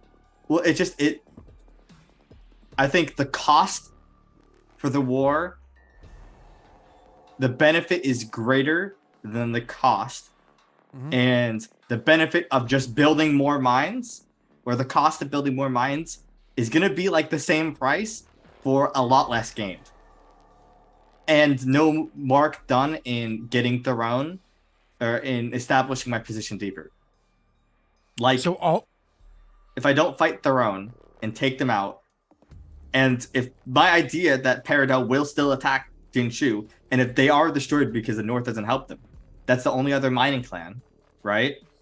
That makes me the only clan that has mining experience and expertise. Yep. No, I and understand. Crafting expertise. It's just like the only. It's not the only option. There's other options, but it's the only option that I can do within a short time frame. If I think I have a short time frame, which I do think I have a short time frame. Yep. No, I get that, and it's a good reason. You guys have reason to believe that next winter, we're talking like, let's call it anywhere between 11 to 13 months from now in game, war is happening. You have good reason to believe that. If hints are coming Well- true from Nick's side, if winter starts coming sooner for whatever reason, that could be even sooner than that. But you guys don't know what's going on over there. That's a whole different conversation. So my next question for you, Sel, was how are your friends assisting, if assisting at all? Or how are they impeding, if impeding at all? Well, Nick's gonna bring an army, I hope, right? I think that's what's happening with Nick. And Jake can't directly assist, obviously. But I don't know what your situation is. Maybe if you have extra consumption, you can help pay for those. Let's hold back on Varix for a second. Let's talk Yeah. about Nick, what's up, buddy? I'm bringing an army. Kushabash. Yeah, okay. Are you I was gonna say, not what is he gonna providing? support me in army when I call you to aid me in a war? If you can't do that, it's fine. It's just I need some help, I think. So to be clear, you can hire his army like mercenaries, I utilizing the can't pay mercenary for that. rules. No, utilize the mercenary rules. It uses gold pieces. Yeah. How much is that going to cost? It just has to be Nick has to allow it to happen. Look up the rules. It's inside complete battle. So Yeah. we don't want to go too down the rabbit hole on this one, but let's at least answer that question for you real quick, right? So So you are a BP factory. Well, the problem is running 300 men is really fucking expensive. Yeah. Yeah. All right, here you no, go. you're not Recruiting wrong. mercenaries. Hold on. Rather than conscripting or requiring its own citizens to fight, a kingdom can hire mercenaries to fight its battles on its behalf. Mercenaries come ready trained, usually have their own equipment. Through those smaller mercenary bands may be seeking employment in hopes of The BP cost of recruiting a mercenary army is reduced by half compared to recruiting a citizen army, and mercenary armies do not count against your limited manpower or its command limit, blah, blah, blah, blah. A typical fee is 100 gold pieces times the army's ACR every week. This fee is in addition to the kingdom paying the BP cost for their consumption, right? So you can hire them as mercenaries to be there and pay for their consumption without, or Nick can waive the consumption and say that his clan will support it and you can pay for that. Like there's a way of going about it. That's up to you. You know what I mean? So, or Nick can just say, I got you. Yeah, it's up to you guys. Yeah, I don't well, know I his what you- consumption. Usually Nick don't is the know, yeah. hardest consumption because he fucked over. He got fucked over by the North.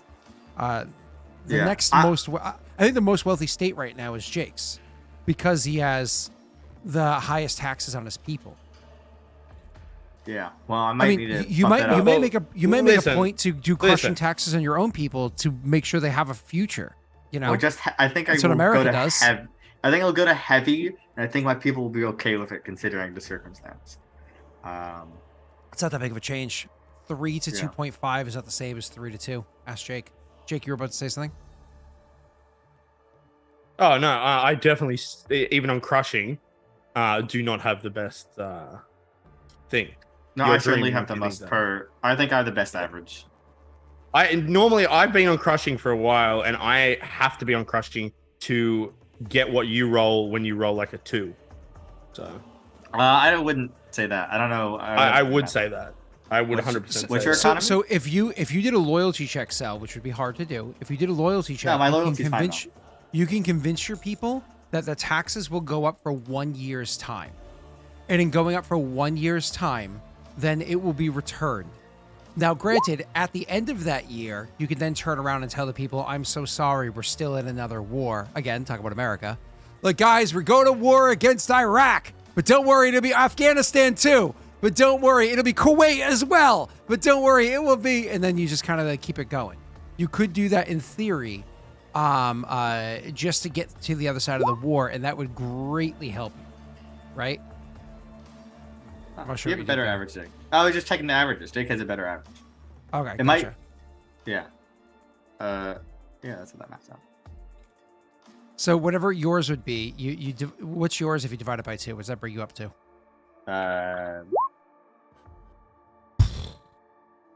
I think you roll a 2, or that's without rolling any dice. I think so. I did that. Oh my God, buddy!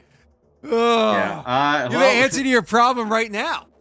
Yeah. Well, I might have to ask them to accept it for at least I mean, 6 months. you're in Aurorum. technically not an elected official. You're technically a monarch, Yeah, but I'm also not an or at least a absolute monarch. dictator. No, actually, you went in there and you overthrew the previous ruler. I think you're a dictator. I'm classified as autocracy, but I have, but in game, I have established means of limiting powers. Yeah, but you can always limit those limits, you know? No, because I have dictated that. Listen, you if your can't. people step out of line, you Putin them in their place. You can say what you want, but that's not how it would really work.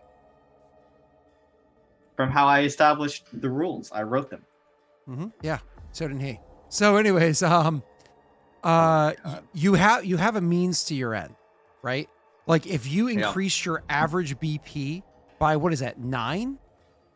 More than that. No. That's By like 13?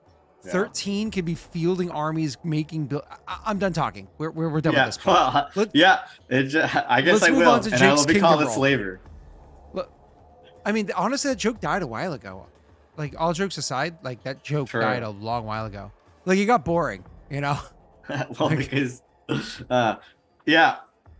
But, yeah, I can figure out how Nick can help me later and Jake can help me later. Because it's not yet arrived. It really just depends on how quickly I can train up my elite unit. That's pretty much it. But all right, yeah. Whatever you can do, I would use espionage edicts work too. If you have the money and want to do it, like start helping now. Nick is the most. He's the most strapped for cash, but being the lawful alignment, he's the least likely out of all of you to be able to increase the taxes. You know what I mean? Oh yeah. Like he might be able to go to heavy for a little while, but he is by far the most strapped for cash. He is, I think, the lowest income and the highest expenditure. So he's. That's why if he had gone with wood beforehand, things would have worked in his benefit. But it's at the point where it's like, again, because chat has this big buildup, like ready to press the nuke button. Like he's like, nope, not doing it. As soon as I build like 3 wood buildings, they're gonna set everything on fire. I'm not doing it. To be fair, if none of us had the Kajutsu tax, we'd be so much better off. Of course, absolutely, yeah. But that's why the tax exists, right? Like it's designed not by me, the DM, but like yeah, sorry, not to limit the PCs, but for in game for them to limit you. God. All right, cool. Let's get to unless there's anything else you guys are talking about, and it seems like it's a no. Shakes of heads, all no's. Let's get into Jake's kingdom rolls. Cool. I'm more than happy to go to your kingdom rolls there, sir, man, boy, sir. Like I said, I didn't open up ultimate, what you call it, but I do have battle and I do have the regular kingdom shit open. So let me know if I need to open up the other one in a sec. The only clan I don't have a name for, by the way, I don't think I ever named it, was this brown one right here. Yeah, I've asked for it, but he can't give it to me. Yeah, I honestly, that's the only one that I don't think I ever, like, I named all the other clans like ages ago.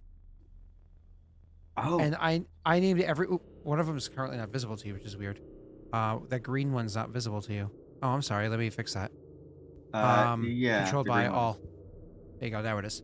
So, I named all those ages ago. The only one I didn't was that one, and I have no idea what my plan was for it, so I have to try to find it.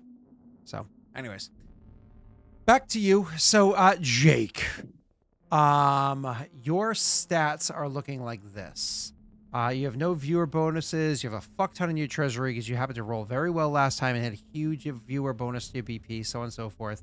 So if anybody wants to drop BP onto them, do so before his tax roll, and then your, or I should say, do so before the events, and welcome to apply. But Jake, you have a fuck ton of BP. I think you're gonna blow your load all in this one sitting right now, and rightfully so.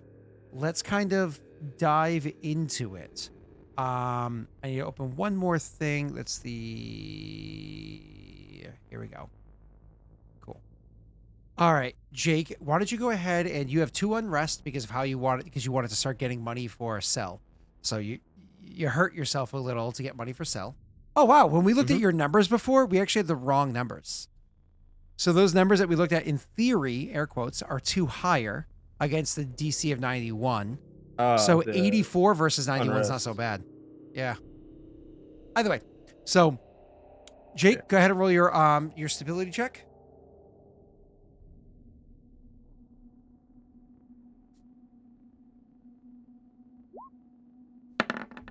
Yay! Reduce your unrest by 1, sir. Yeah. All right. Next up is going to be pay your consumption, which your consumption right now is 6. And that's almost done. You are now going into, this is the second to last time. Next month is the last month you're paying for your proxy war. Yeah. Okay. And that's where you can secretly start funneling money to sell instead. Just kidding. I have a consumption problem I have to deal with first. What's the consumption problem? 6 consumption. No, your 6 consumptions from the proxy war. Oh yeah, that'll go away. You're right. Yeah, it automatically dropped to 0 afterwards. Yeah. So, but you couldn't really fund sell unless you like secretly did so because you actually have an allegiance with, Anyways, so you pay your 6 consumption. So this should bring you down to 64 remaining. Now that you have 64 remaining, I thought we put your expense. I thought we typed that out in here under buildings last time. It was like 22 or something, but unfortunately got erased. All right, next up is going to be fill magic item slots. Do you have any open slots? I do. Let me go. Who's gonna roll for you? Whoever the last person to spoke in chat. So, sorry, Steve, give me a 1D100. 1D100. I have a empty Wondrous and a empty minor ASW and a medium ASW. Yeah, you can't really do medium yet. Almost, not quite yet. Oh no, your base value is 5,000. You kind of can. Doesn't matter. He failed. All right, let's keep pushing on. After that is going to be modify on rest. Might as well make your loyalty check. You can't fail. Yes, you can. Yep. You can fail on anyone. Yep.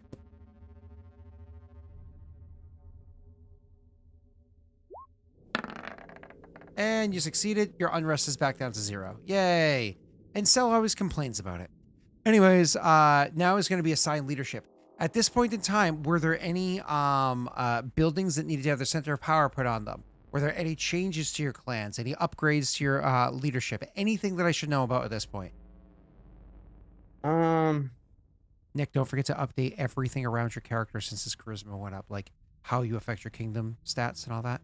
Thank you, sir. The upgrade with the hype train, I upped Hi, Snake. Jesus. by 1 level, so she's now level 5. And I took natural ruler, so it increased loyalty by 2 and added 2 to stability. And this is for E-grade. Oh. Yeah. Loyalty is sexy. Look at that. Okay, Yeah. cool. Awesome. All right. Let's move on from there. Claim or abandon hexes. Any hexes you're claiming right now, sir? No. I wasn't sure if there was something you wanted to claim because you needed more farmlands or what have you. Or I can't. I'm screwed with that at the moment. So why are you screwed with that? Sorry. what farmland could I possibly claim? Well, if you claim, are you also not allowed to go any more to the north? That is correct. Okay, so you can't grab any of these to build farms. Nope. Cool. I love the fact that he won't even let you take your old land back. That makes me happy because that allows him to like make something to taunt you. Oh. Oh. I forgot to discuss the fucking the thing that happened in Vosk. With the fungus, because I learned about it. Well, save it for the next meeting. Yeah, Literally bring I it know. up the next meeting. Cool. I just Let's keep completely going forgot on. about that. I Make just a note for remembered it. yourself or something to remember that. Okay, cool. So you're not claiming any hexes because there's nothing south worth grabbing. You don't want to get the one with the hill on it, nothing like that. No, I can't increase my consumption right now. Also, if you go That's even one more makes step sense. further south, bad things are going to happen down there. Okay, cool. Moving on. After that is going to be terrain improvements. Any terrain improvements you're building at the moment? Yeah, can I build a farm on this hill? It does have a fort on it, but I'm pretty sure it doesn't specify that you can't build a farm if a fort is there. Give me half a tick, and I will answer that question for you. Terrain improvements. Yeah, farms can usually share with other resources except mines and quarries.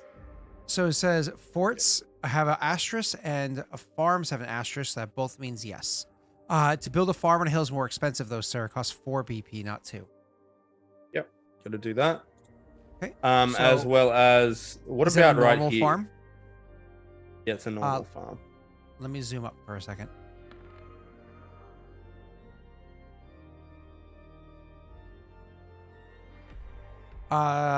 Both of those do not have farms. That one is a half desert, half, but because it's half desert, half plains, it's next to the plain side. I will say yes. So it costs you And what 6 about BP this to one build the here? 2 one. I would apply the same ruling. Yes. You can Okay, do so 3 8 farms BP all for up for 8 3 BP. farms? Yes, sir. Yes, sir. Yes, I'm going to do that Oh. now.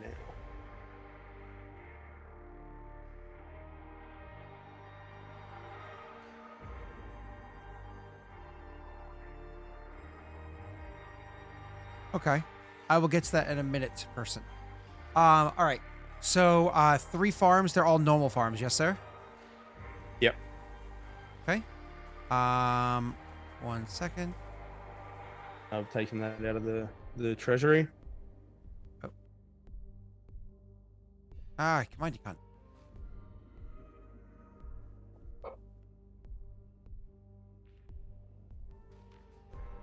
So 8 there. You added 3 normal farms. That reduces your unrest to 0. Correct? Consumption, it should reduce it to 0. I meant consumption, yeah. So I'll add the 3 so farms I'll for you add right that. here. You're gonna add Already it? got Yeah. it. Yep. So that brings you to 0. And so next month it will be 0. The month after that will be -6 unless something else modifies it, right? Cool. Yep. That was expensive, but potentially worth it. All right. Yeah. Now that that's out of the way, the next thing we're going to do for you, sir, is so there was 3 terrain improvements. Did you want to dig any more canals? Did you want to do anything else, or are you done? I'm done for this term. Okay. On, So not starting terrain any more improvements. projects. Nick, did you see he actually built out his farms? I think you were here last week with us. Could be wrong. He built out his farms all the way through both of his clans, both of his towns, because you did that. He has a new town that has still yet to be named. It's been named. If you look at it, it's been named. Not on Roll20. What? On roll 20? Oh, not on roll 20, no. But on Oh, okay. How do you pronounce it, sir? sheet. Saigo. Give me a second. I'm gonna fix that Roll20. Done. Saigo. Done. Cool. So Saigo's there. Then after that you have so no more terrain improvements. Now it's buildings. Any updates to your buildings? You have a lot of projects working on. So we're gonna start at Saigo. Anything there? Looks like nothing currently. Nochi. Anything there? Looks like nothing currently. Kabe. Anything there? We had several. So in the top left, you had No, there's nothing. oh nothing's being worked built on right now. Oh, lame. I All right, finished so what it are you all doing this last turn? thing. I'm building a waterfront down here. Where? Oh yeah, the water comes in to Kabe from the north east. Where are you building the waterfront? It's a 4 square tile that if you see where I've just I see put it. Yep. down the bottom. Yep, I see it right Yeah. there. How long does it take to build? How much is it costing you? All that fun stuff. All right. So normally it's 12 months, but I can reduce the time by 6. I am also using a ability that Sarash has to rush 3 months to that. So it would be 12 BP over 6 months. So 3 in 1, so it's 36 with 3 months remaining. I pay 36 right now, but I will be using some of Sarash's gold. So 3 of that, so I'll only be paying 33. Okay, so you're paying 33 gold for this, which is fine. But are you crap, what was I going to say to you? 33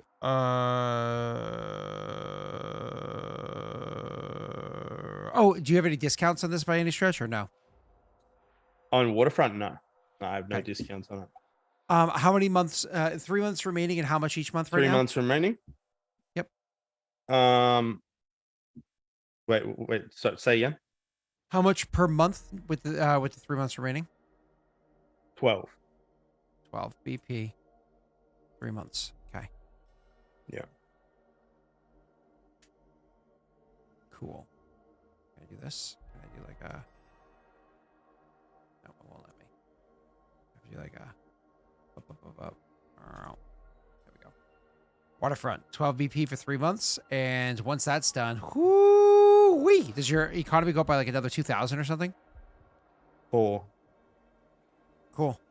All right. What else are you starting this month? There was something else that you were supposed to be starting this month too. I am going to actually do the mansion here. So Yep, I'll I see turn it. that. Yeah, so the How much for mansion, how which is long? going to cost me 3 BP this month and 2 next because I have a discount on it. So it's 2 months. Okay. So 3 BP and just wait for you to. You're kind of on the way of it. Oh, sorry. Yeah. No, you're good, man. Oh, let's fix it this way. And then mansion, and we're gonna do. You said 3 BP for 2 more months. Yep. Okay. It'll be 2 BP next month because it's 5 BP all up. So 3 this month, 2 next. 3 2 BP. 2 months. Okay, that's the best I can do for that one. It's finished. It's finished next month, so 1 more month. It's 2 months all up. But it finishes. Oh, next my month. apologies. Okay. I'm I'll probably fix that for saying you. it not right, but Nope, yeah. I'm just dumb. All right. So what's next? And we'll do the park down here, which I have a discount for, and it is 2 BP, so I can build that. You're now. building a park right next to fucking Theron's thing, so obviously you're being very happy with them. Can I make a suggestion? Yep. Yeah. At the same time that you build a park, you get -1 to your unrest. It might behoove you to also build a tenement right now to gain 2 unrest and get a -1 at the same time. We can get a house out of the way for you. That is absolutely great. I will put a tenement in right here. Okay. So add unrest by 1. I think a park costs 4. A tenement costs 1. So there's 5. Plus the mansion, you just said you spent what, 3? So let's take 8 away from your treasury, dropping you down to 15 left, I believe. Wait, how much is a tenement? Isn't a tenement 1? That's what I said. Yep. So Park is it'd 4, be 2 tenement for 1 the is park. 5. Park is discounted, so it's only 2. Oh, you know those discounts Yeah, only so happen 6. once, correct? Yes. Oh, so it's your first discount. Okay, cool. No problem. Yep. Okay, so not 8, instead you're paying 6, right? Yep. Yeah, that's right. Cool. Done and done.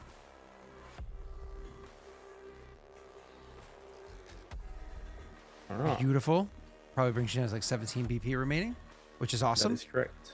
And then tenement doesn't add anything to your clan except for that 1 unrest. Was there anything Population, else? I think, right? Mm-hmm. Was there anything else you could add to you or no?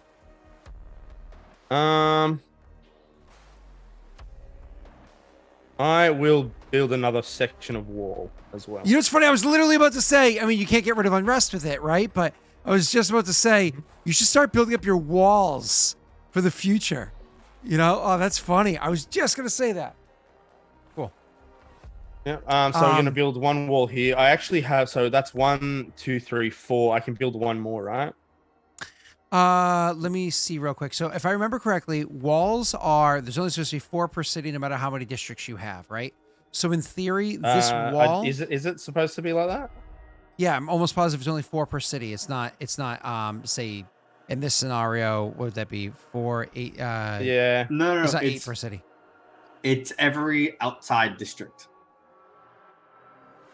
So everything that's bordering the outside first. So a wall isn't like you don't build like 1 corner of a wall. Yeah, It's yeah. building. So you could build as many. So when you have 1 district, you can build 4. If you get 2 districts, you can build more walls.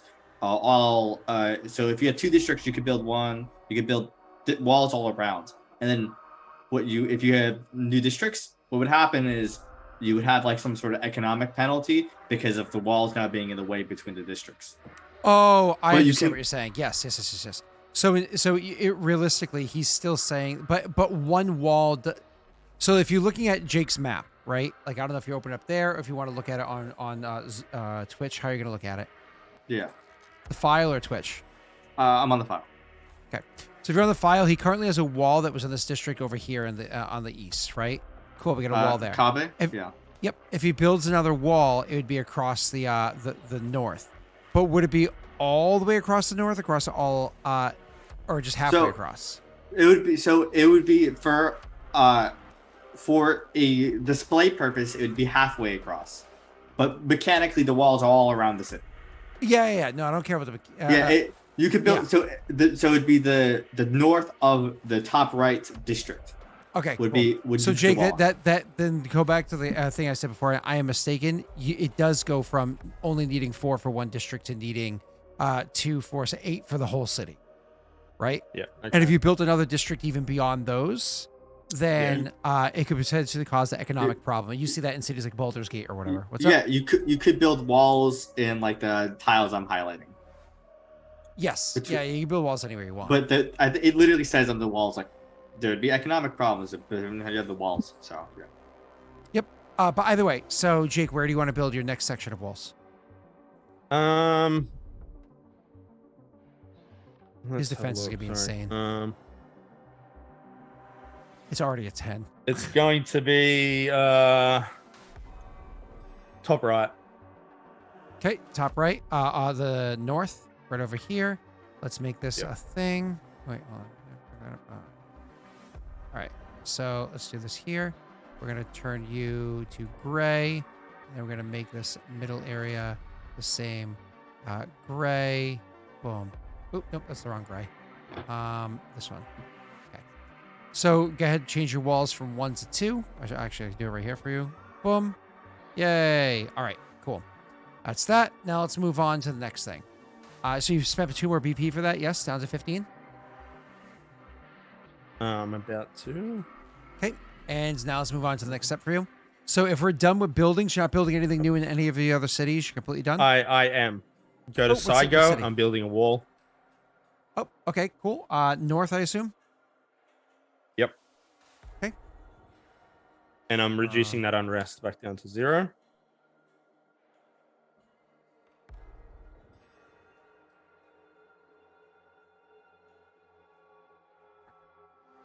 Oh, haha, funny. I just realized that because it saves you. That more or less makes the wall half the price if you beat your check next time. That's funny. It's good. I like it. Cool. And you put a city wall inside here. I'll put it over here. City and 1. Cool. All right, moving on. After that is going to be who's next? Any other things being built? No, I don't believe so. Now let's move on to the next thing, which is going to be creating armies. Did you already raise your soldiers? Now you're training them. Did you already train them? Where are we at? Yep. So I was at expanding Urzog's army. So I'm not actually doing anything this turn, but they finish this turn, I guess, and now they're added to the army. So they're added. So you already did the training, you already did the paying, you already did the checks, whatever it is you needed to do. Maybe Yep. it was none of that, and you're good to go. Cool. So officially now they are part of the army. Any more army creation or items you're buying for your army, so on and so forth. No. Any edicts you're doing, including recruitment edict or taxes edicts or so on and so forth. And don't forget, I told you you have to start making loyalty checks for this. Yeah, you said I had this month, and then you're gonna make me do loyalty check. I don't know, chat. Is that what I said? Feels like it's not what I said. You As you literally said, said this one month is more when it month, starts. and then I'm gonna make you start dealing with that. What edicts are you working on?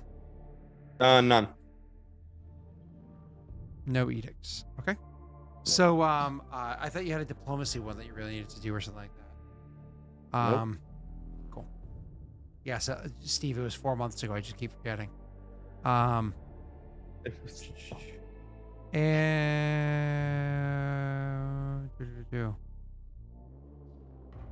espionage edict. Which espionage edict, Joey? And go ahead, Jake. What were you saying? I wasn't saying anything. I think we're ready to move to whatever's after edicts, I guess. 1 second. Festival. I'm not you're doing that. thinking I'm not about, but doing you're that not now, doing Joey. that. Diplomacy edict with and potentially new kind of espionage edict against Sync. Oh, did you want to do the final espionage edict against Zing Quinn to more or less drive the nail in the coffin? That was What the one was that it? you were contemplating. You have to open up the espionage edict options. Again, Okay. I don't have that chat. That thing I grab don't it. I can't afford it this month. Okay, so you're gonna push off. Yeah.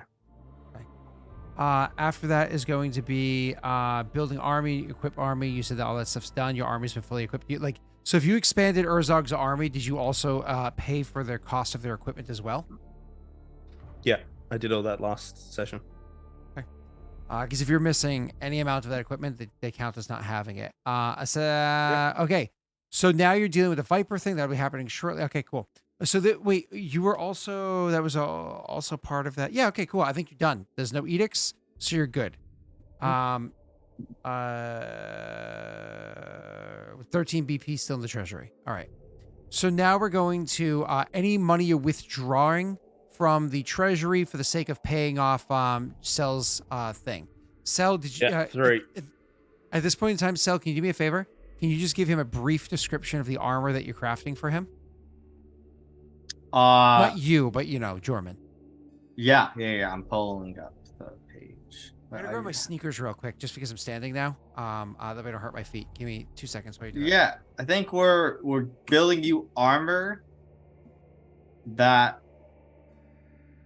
has I think DR5 slashing piercing. I think that's what it is. It's been a couple of weeks. So I don't remember exactly. Something like that. It's very fucking expensive though. So it's gonna take a couple months to make. I used Dorman's ability to get it done as well, so it will take less time than initially anticipated. But it will cost you a good bit of money. Since you have to pay Jordan. You're muted, by the way, Jake. I said thank you, Cell. I appreciate it. Yeah. Then then it's pierce. Then it's bludgeoning. Maybe this might be what it is. It might just not be resistant to bludgeoning. So it's DR5 bludgeoning, I think. Okay, yeah. Which doesn't stack with your current DR, but DR5 is DR5. It's a W. Yeah. Oh. It's pretty good. The question that we had for you was because we haven't picked what type of armor it is. There's two main options. Well, there's two ideas. Did you want the hide refined into a leather type of armor, a refined leather, or did you want it to be hide still? I'll have to look at both, and then. Well, I'll talk to you about it mechanically, after. the leather option is better for your AC. Which one? The leather option. Well, it's not better for your AC. The It's a leather lower option. ACP, armor check penalty, and it'll let you move at 30 feet instead of 20. I'll think about it. So yeah, look between Lamlar, leather, and hide because those are the better options. Okay. Yeah. Because they're effectively the same AC for you, but one makes you move slower. But I guess the hide is more barren landsy, but refining it is more. It's being crafted into something nice looking. So Yeah. it will have the same properties either way. Yeah. So I think it was DR5 bludgeoning, right? Yeah, because he already has DR. What's his DR that he already has, Jake? DR2. DR2 what? It's nil. It's DR2 Yeah, everything. Just DR2. So DR5 bludgeoning, Jake, means that if it's slashing or piercing, the damage is reduced by 5. And then because if you are already 2, if it's bludgeoning, it gets ignored, and then your regular DR takes over at that point. So it enhances your slashing piercing DR by 3, which is nice. And that doesn't matter if it's magical or otherwise, because it doesn't say that magic is ignored, right? Yeah. So any slashing or piercing gets reduced by 5, which is nice. Yeah, it's a pretty big number. Yeah. for DR. DR doesn't usually get very high. And there was a choice between two different types of armor. I think it was hide or lamellare or something like that. Yeah, Jake said he'll look over them. The biggest difference is the speed and style. It's a big difference. Yeah. I think lamellare was actually mechanically more beneficial, but Yeah. hide looked more like a boar.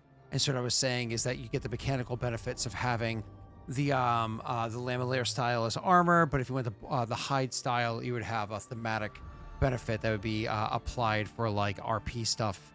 Yeah. Like for like diplomacy or intimidate checks or whatever it is, right? All right. Anyways, cool. Anything else with that? No. So No. and then But to figure out was how the much price you correct? pay. Was it 20,000? Is that what it comes up to? We didn't actually do the math for like what Jorman's creating it for. It's charging, but it's definitely gonna be over 10K anyways. So Jake, if you're taking 3 out of the treasury, that's 3 more thousand. Yep. That's 6 more thousand. That means you've paid 10 at this point. I'll just keep it in my inventory so I can keep track of it, and then when you come up with a number and I reach that number, I'll just subtract it then. Yep, sounds good. I mean, we assume that you're paying Jorman as it goes. Yeah. But yeah, I gotcha. Yeah. That's definitely way easier to do it. Lamellare and armor kilt or something like that. Jake, just so No, you can it see was the an armored chart. kilt. That's not what the idea. No. was He's at saying lamellare with an armored kilt. I think he was talking about for mechanical purposes. But I Yeah. don't know if those even stack the correct way. all. We can look at it later on. Yeah, they do, but it would make him 20-foot movement speed. It usually, I was gonna say usually once you stack things like that, it increases the armor type, and so therefore reduces the speed, and then that nixes the benefit in the first place. Back to you. So Jake, you take 3 BP out of there. Taking the 3 BP out actually doesn't even require a check. You are good to go. You just suffer the penalty. Are you gonna deposit anything into the treasury or no? No. And then after that, if there's nothing you're selling through your economy anyways, then we're just going to go to collecting taxes. You currently have an unrest of 3 that's already been applied. Wait, why is it 3? Oh yeah, I know. Duh. So you have an unrest of 3, and your economy is currently at 75. This is air quotes the last month you're getting crushing taxes. And then we're going to go to other events. Go ahead. All right. I should see if we have any luck. Nice. All right. Let me do that again.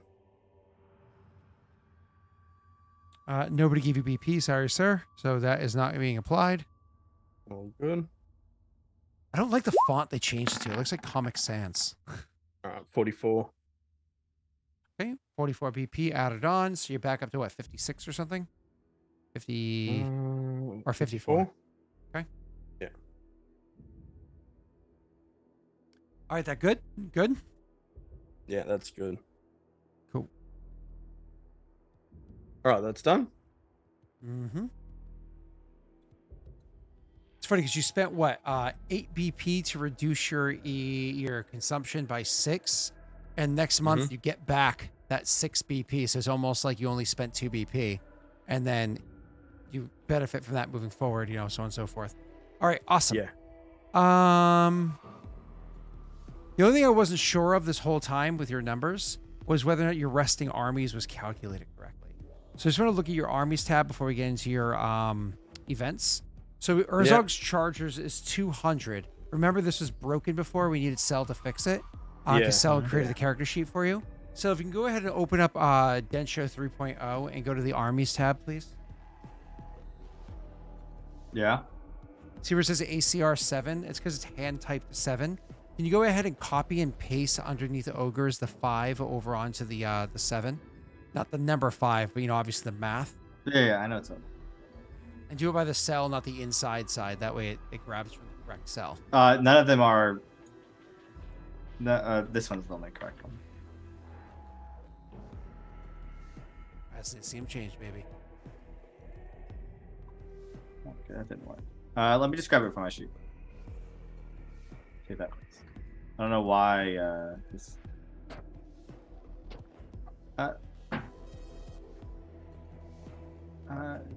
Says the cell is protected, which means I can't. It's because you're not logged in as you. You're logged in as like either a piece of pie or a squirrel or something.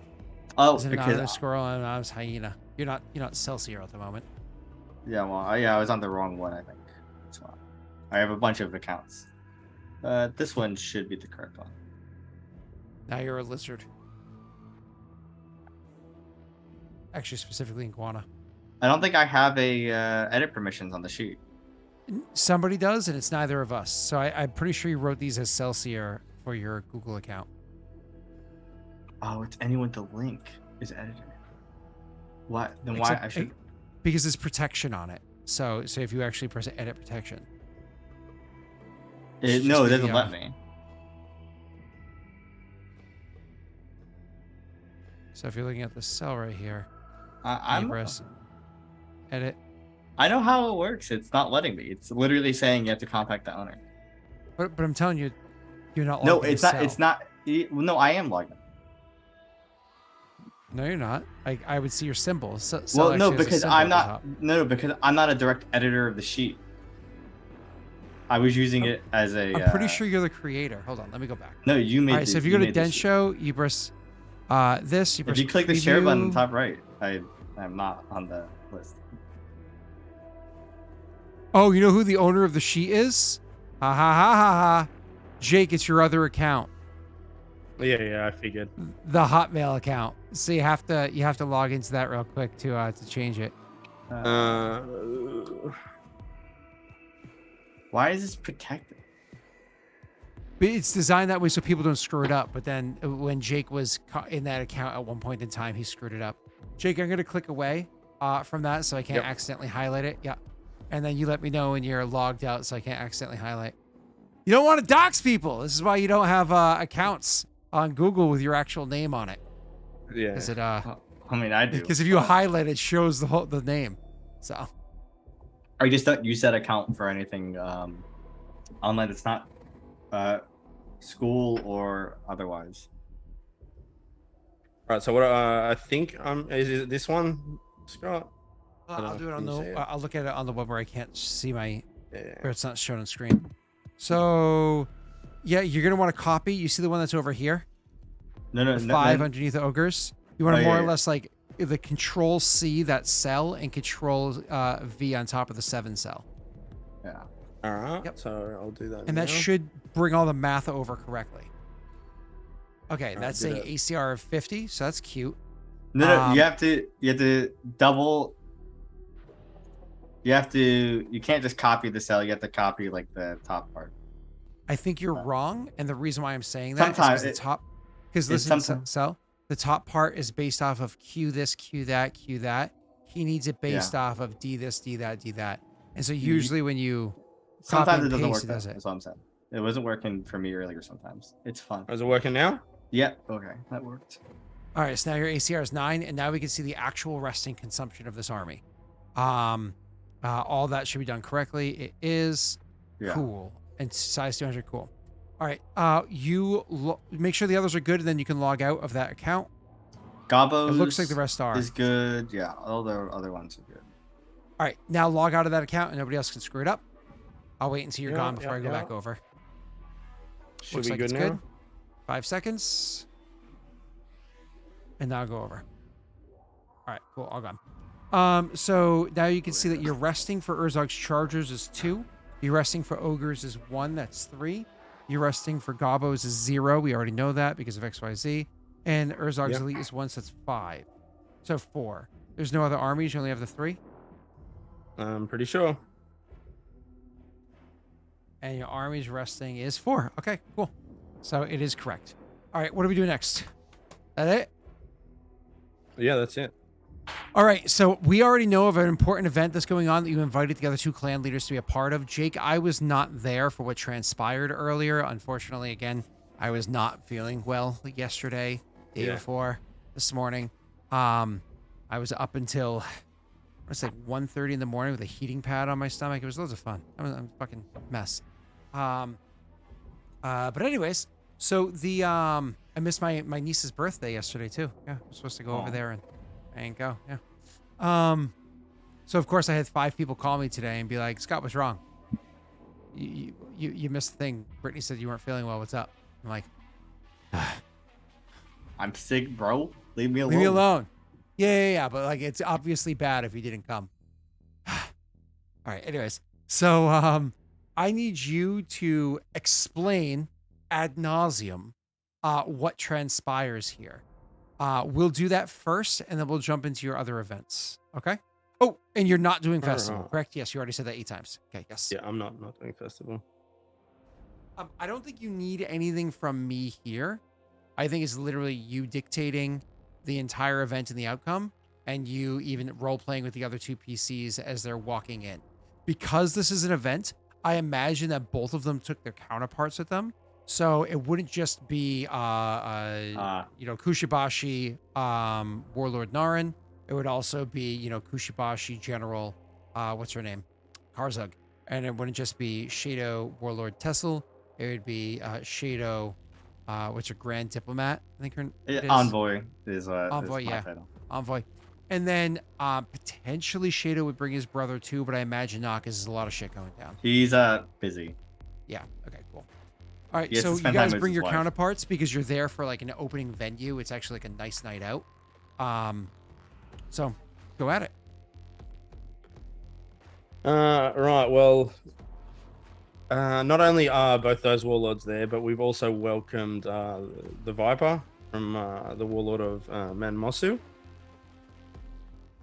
And yeah, so kickstarting the day off, a large crowd gathers around the arena thing there, and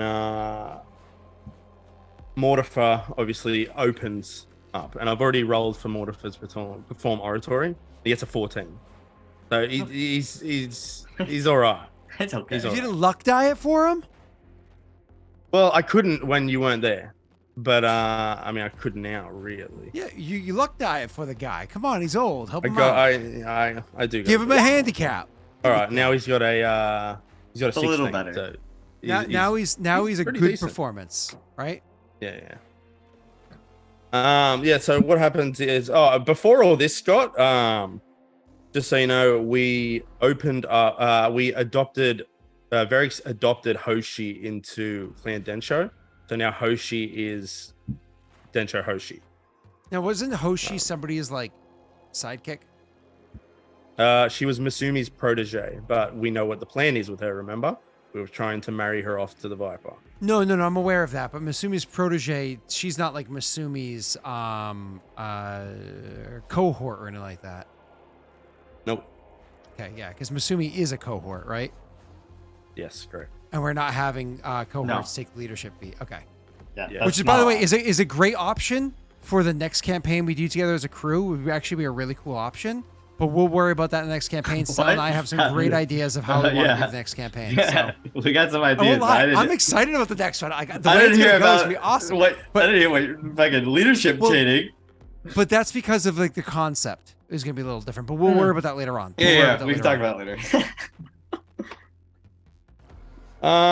So I guess everyone gets seated before the Vipers. No, before even that, then we have a bit of entertainment. So Hoshi comes out and she's trying to snag the eye of the warlord. When she rolled a 33 on her Densho dance, so she's got more than his eye. After that, what's his name? The Viper's son. Let me bring up these notes. What is his name? Mao. I don't know if he has a little nicknamey thing, but Mao is brought out in chains, where he has the chains taken off him, and he is presented with some armor and a weapon of his choice. He starts addressing the crowd, more or less talking shit to him. They get annoyed at him and throw some fruit, which smacks him straight in the face because they beat his AC. This is the character Joey was supposed to play had fruit thrown in his face. Yeah, from the crowd. Can you please describe what kind of fruits are in Better be a Kajiksi. tomato. No, but see, like tomato is one thing, but tomato's too soft. Like dragon fruit, you know, Oh my like, goodness. like Oh, are they trying to like maim the dude, or are they trying to even like? kiwi would have a lard like smack before the, you know, like What I if- did roll, Joey. It's in Warmonger. I did roll. That's why I hear you. What fruits? So various assorted fruits It's a thrown durian. with one smacking him straight I in the feel like face. pumpkin is technically a fruit. I'm looking at East Asian fruits. Give me a second. Oh, it could be like a tangerine or like an orange. If I could, someone chucked an orange at him. Won't leave a Bruce. Right, and then the Densho champion is brought out. Their name is Louisa. Louisa then talks some shit to Mao, and then he talks some shit back Jake, before I have to they start interrupt. squaring Did I off. miss? Did Yep. I miss some fun RP? Like was. Yeah, it was good. Because we were talking about it, and we were like, "Do we RP this out, or do we just have the fight?" And I was like, "Nah." I was like, "You got to do it." So they did RP it out. So and they it was, literally did it it for was for good. for an audience of one, and I wasn't Yep. that one. Oh, That's funny. you got a front row solitary seat. It was almost like you went to a strip club and you had two people competing for your attention, and you were like, "You have to finish the dance before I lay out the bills." So Someone must have thrown a pomegranate. That has to be it. I do like pomegranate. Go ahead. Wait, Right, so pomegranates then- aren't East Asian though. Pomegranates are native to. Oh yeah, no. Wait, are they They're native in to? they're in Western Asia, Yeah, are they Western Asian? Mediterranean, Western Asia region. So I was thinking they're native to here because like I know it's a term that's antiquated. It's not something we would say we call it now anyways. But growing up, they were always called Indian apples. But for some Well- reason, my brain was associating that with Native American as opposed to. No, they're from Southeast Iran to northern India. Okay, so Indian apple referenced Asian Indian, not American Indian. Yeah, Okay, actually, I didn't realize that until literally right now. It's okay, Scott. But You're a what do we learning got? man. Different times. Oh, Sorry, Jake. delicious. Continue. Yeah, Jake. No, you're good. Yeah, so then the battle opens up with Louisa charging forward, giving a one-handed slash with a longsword that hits Mao in the arm and quite hurts him. Mao then returns with his kukri and scratches at Louisa's face. Louisa then rages. They're now wielding the longsword with two hands. Delivers a powerful overhead strike into Mao, who then faints, returning the blow into Louisa's side. We're hitting some veins, causing her to start bleeding profusely. Then Louisa strikes again, hitting Mao in the leg and bringing him down onto a knee. And as he starts to fall, he has some last words, which I wish we were set on stream because they were really good. More or less, let me read if Joey's wrote it here. Did Joey write them down? Were they written? Let me have a look. I wish I had it verbatim, but he more or less said that he doesn't care if he dies. All of this has been to get his father here, and more or less plays up more or less outs the assassination plot. And then with that, Varric yells, "End it!" Louisa takes a step back and cuts one of his arms off and then his head. She then Two chops or one? Is it like a chop or cleaved the arm off, but when she went for the head, it was a So they cut the arm off of him, and then they cut his head off in two chops. Yep. Yep. Fucking brutal. Holy shit. That is not a time to fuck up. Yeah, Or it and then is. she then proceeds to break, like jamming a dagger or something, breaking the ribs, and she pulls his still beating heart out,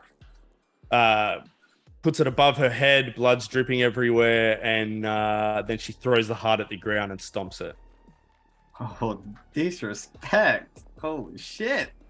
So as for the assassin, well, before we go on any further, there may have been a small mistake there. I'm pretty sure Louisa is no-bi versus being female, but that's neither here nor there.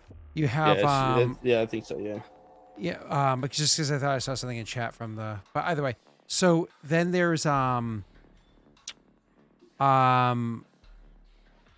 what happens with the assassination plot? Well, we need to do whatever you're going to do to resolve that issue, and then that will determine what happened. So that wasn't actually fully finished out there because that was an event roll from beforehand, right? No, that's a you thing. We have to, I don't know how you were planning, whether it was an advisor check. I believe you had specified, but we have not rolled it. Okay. Let's do that. Sorry, I fixed that. Okay. Let's do that. So the poison comes into effect later, Joey. Obviously, we're not at that part yet. Yep. Okay. So apparently there's poison. But let's get to the advisor check first. So for the advisor check, who was the one that was overseeing this whole situation? Irithel. Irithel. So that means Irithel is going to be bought up for the rest of the this month's events, which is fine. Mm-hmm. Irithel is dealing with it. Imposter syndrome wouldn't matter. Underestimated is certainly an interesting one. The quartz, I don't know if the quartz really applies here, does it? Because he's not actually dealing with he doesn't actually deal with it. We're not going through like a court system. It's literally stopping the assassination. So I don't think it would apply. You said the underestimated would be a factor. You did say something about that. Special traits is always a factor. It just sometimes it's just flavor. You know what I mean? But it's not a numerical factor, right? Give me half a tick here. Just opening something up real quick. So this is supposed to be, you have to make a stability check, but it's a very high stability check that you have to defeat. Luckily for you, stability happens to be your clan's fucking forte with a +7. So he's rocking a +18 is what he's rocking on this roll. That being said, this clan leader had a perfect attempt at his life thrown against him. So it's supposed to be a very difficult roll. But did you uncover the plot prior to its happening? What had happened was we uncovered that there was going to be an assassination and it was going to be here. So that's why we're prepared for it, which should affect the DC of the roll anyway, right? It's not like we're reacting in the moment. We're preparing for it. We've been preparing for it this whole time. Yeah. But the not the assassination, right? Or did you know the assassination? Yeah, we knew the assassination was happening. Okay, gotcha. Give me 1 second then. We know that it's his. We know that it's his wife. She's working with Zin Quinn. We know all of that.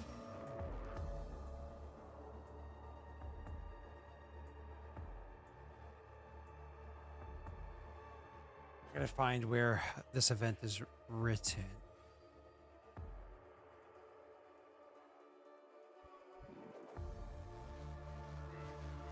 This is the murder in the streets one, right? Yes.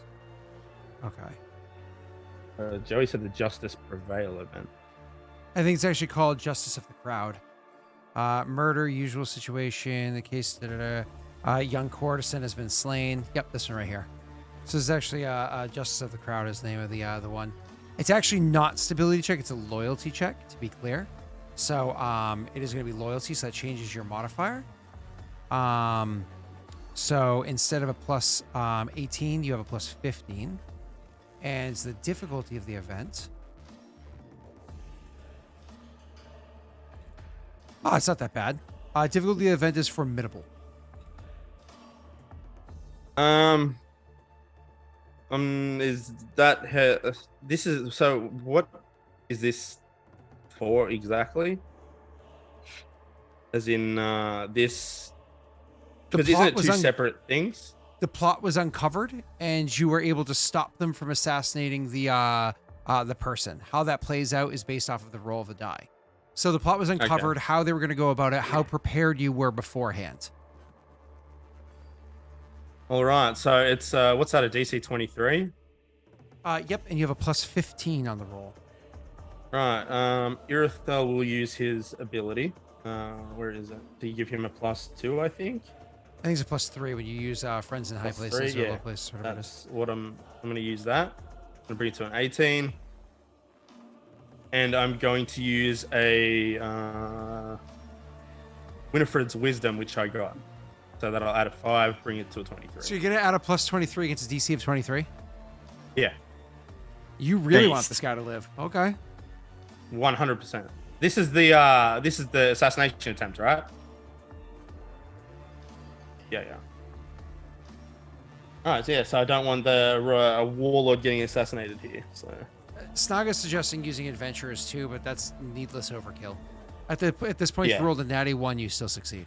So, Yep. because natty 1 is not automatic failure, it's like a skill check in this. Yep. oh, 1d 20 plus 23. Oh, we're gonna click. I was screw that up. So it's a 31, which means you beat That's it by a critical 8. success. It's a critical success. Yep, and don't forget as well. Do you remember what a critical success means here? What does it mean? Remember, I rolled an event, and it was some type of crime syndicate or something. You said if I rolled a critical success, I can tie that crime syndicate or whatever it was to this assassination attempt from Zinquin. Oh, Based. yes. Oh, yeah. Shit. Yes, I knew W. that. Yeah. Yes. Yeah. Because she hired the people of Zinquin specifically for this. This is for you to do like the final takedown, why you were able to avoid the espionage edict last time. Yep. Yeah, Okay, cool. and able to present all this to the Viper, so now he knows, and all that stuff. Yep. So the assassination attempt that they were going with, because it was supposed to be something that was not traceable back to the family, unlike the poison that Joey spoiled in chat already. That's not traceable back to the family in any stretch. The assassination attempt was completely removed. It's Zinquin's approach. Now, you guys already know how Zinquin kills people, don't you? You've experienced it before? Yeah. Yeah, as a poison.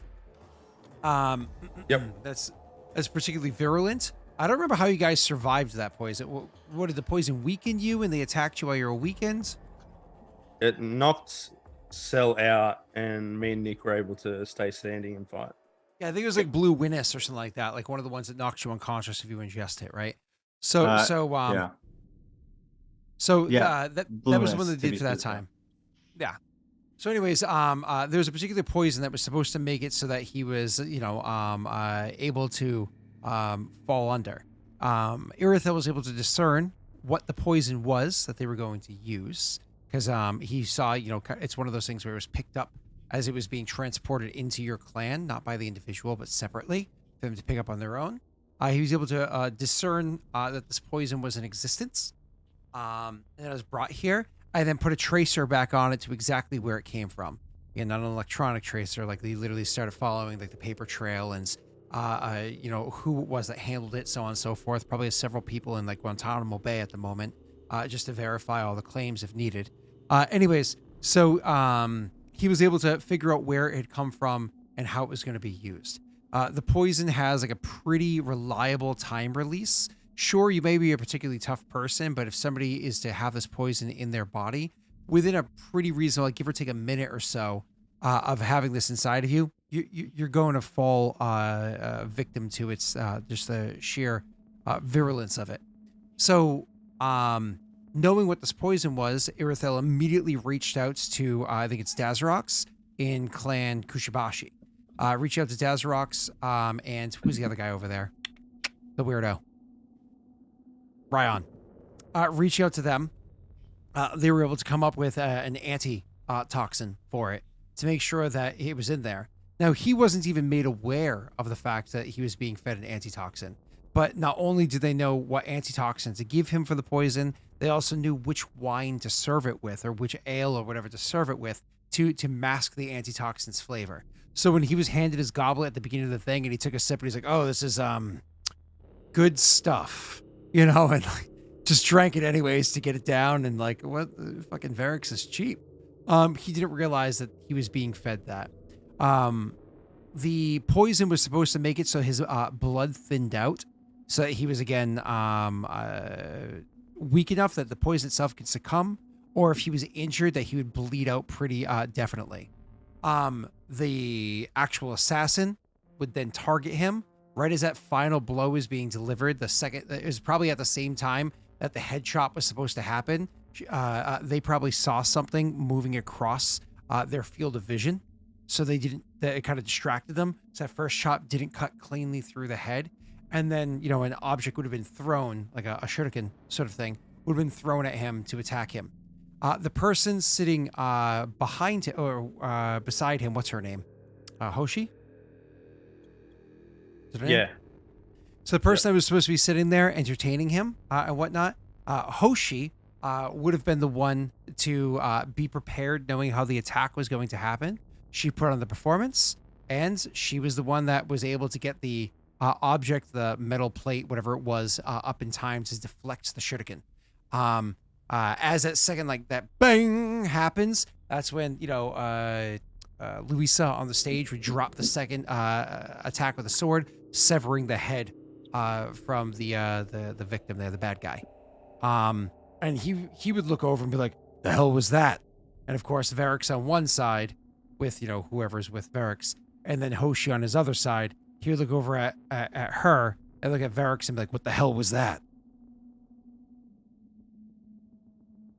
Seems if you heard your son, there's a bit of a plot to take your life, Warlord.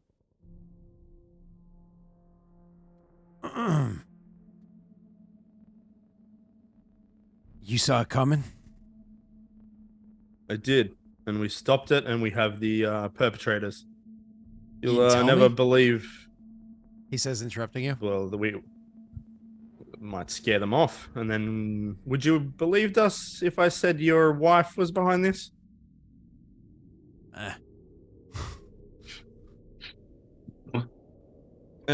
Well, if you'll join me in the castle, we can have everything laid out. He nods. He stands up and he's like, "Let's go." Like clearly doesn't want to be here anymore.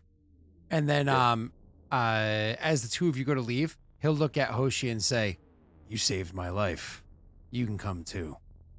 And so she'll, gracefully stand up and follow with, right? From there, you'll be able to lay it all out, as you previously said. How are you looking to turn this course of events? What was my original plan? I guess, because we're... I think you're supposed to do a diplomacy edict this month for this. No, because because I invite him for diplomacy and everything else, weren't you? I don't remember. I know I did a diplomacy edict, or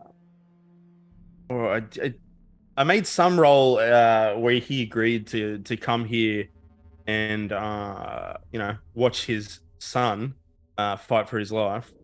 And Masumi, then we uncovered all the stuff, and the plan was made for Hoshi to more or less tie the clans together. That's why we adopted Hoshi into Densho proper.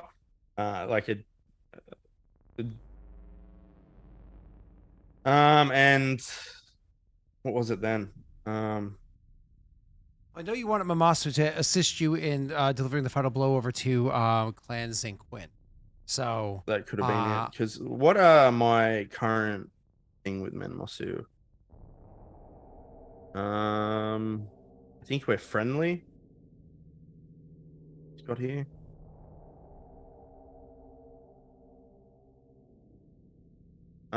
So we were going to more or less, the plan was made that we're going to out what happened, because he's also, I think the assassination attempt was made because his wife had fallen out of favor with him. He was looking at getting another, like a new wife. So the plan was made then to have Hoshi and him. Well, she was also looking to take him Connected out so she plans. could replace him as the warlord. But Yeah. So yeah, I mean that's the plan. I don't know how you want to go about it role wise. So, because you're not actually making a diplomacy edict, you're not looking to change your actual standings with them. You're not looking to do any of that. You try to convince him to do X, Y, or Z. X, Y, or Z, not even being have him fight in the war against you, but maybe even just stand at your side with what's the word I'm looking for here? Accusation against Zane Quinn with evidence to finally drop that final anvil, saying like, boom, Zane Quinn are fucked. Opening the door for Zinquin to have an open war against them. In which case, your clans are going to want to race across the battlefield to attack Zinquin. Because in doing so, there's lots of BP to be earned as you're raising their farms and taking what's of value and so on and so forth. So for that, I would just say it's a diplomacy check, not even an edict. That's just you having Yeah, but diplomacy conversation with them. we're also wanting to join, like him to marry Hoshi. So that is also part of it. But that's more of an edict thing than it is a just a check, right? Okay, And so that I be do a an edict on the conversation you next have. turn. Well, it depends. Are you trying to have that conversation now, or are you trying to finish defeating Zinquin and then do that? I think this should be done now. I think it's something that I can't remember though because it's been so long. When Misumi was going through this, like I know that he's looking to get a new wife, blah blah blah. He liked Misumi. Well, Misumi has a protege lookalike. So that's. I think we're gonna try and do this now. I think, unless I'm mistaken. We can do the diplomacy edict now. The important thing is that you can't have Misumi be a part of the conversation. If Misumi even walks into the room, she's going to take his gaze. So if you're doing this conversation, you need to have it without her. And Hoshi is no diplomat, so she's not the one rolling for diplomacy or anything like that either, because she's not a diplomat. She has no position or power or what have you, even though you just inducted her into your family. That doesn't mean that, she's the right person for this job, especially if you're trying to have her be a wife. She probably shouldn't then be politically working in your favor as you're working that angle, right? So if you're going to do a diplomacy edict, you just pay the BP, which is normal, right? 1d4, I think it is, and we do the checks. I don't think I can make it at this stage, right? The diplomacy edict is that. Let's look at. Does that use your? Yeah. What is the DC? So we go to not advisor, sorry, Kingdom Notes, and you look at diplomacy edict. You're going to look at the size of the kingdom in question, which I'm going to grab that right now. The size of Mamasu is almost got it 47. So Mamasu's huge. Their kingdom details 47. Relationship, let's see. What is their alignment? Their lawful evil and your neutral evil, right? So that works. Yep. Their attitude is not indifferent. What is it? Friendly? Yep. So it looks like, and is there a relationship mod right now? I don't think. Well, there kind of is a relationship mod, I think. Let me just open that up super fast. Yeah, and would the fact that we uncovered all this and literally stopped him from getting assassinated, all that stuff apply? Yeah. The reason why the edict didn't even have costs, it's travel, it's paperwork, it's all that fun stuff involved. There's a bunch of things. Joey says Manmosu is supposed to be helpful because of a crit. I may have not done it. I don't recall that. Which crit is he referring to? Also, somebody was traveling there from Kushibashi recently. That was... No, someone from my clan traveled there. We had Jordan travel over there. Yes. So let's see, you have an embassy. Do you and him have an embassy, a treaty, or anything like that? No. You have no alliances or anything with their mutual enemy, do you? Nope. No. Do you guys both share a treaty or anything like that with a third party? Nothing? No? I have a trade thing with them. And I think, is that what you're talking about? I got the 3 successes on? But I think that doesn't... Oh, yes. Yes. That doesn't change that. No. That just gave you more money. That didn't increase that. So Joey's probably screwing that up a little bit, which is fine. All right. So back to... Thank you, Joe, by the way. Think back to the whatchamacallit. We have the DC here. So I'm gonna check something super fast. I think Joey's trying to build up daddies because he's trying to give you a bonus. Oh, thank you, Joey. I think he's trying to give you a Winifred's. If I had to guess. 1 second. Okay. So clicking here. Oh yeah, so you have a plus 17 to diplomacy anyways. So what you're gonna want to do is diplomacy to convince him that this was actually from Zinquin. If you successfully do so, that'll modify the DC because you guys will have a mutual enemy.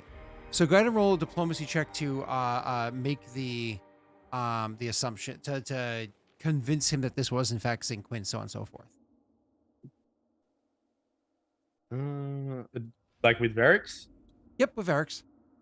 It's pretty easy check. I mean, he's friendly towards you, so the base DC is like, what is it, 10 plus charisma modifier or some shit? So it's a pretty easy check for you. Okay.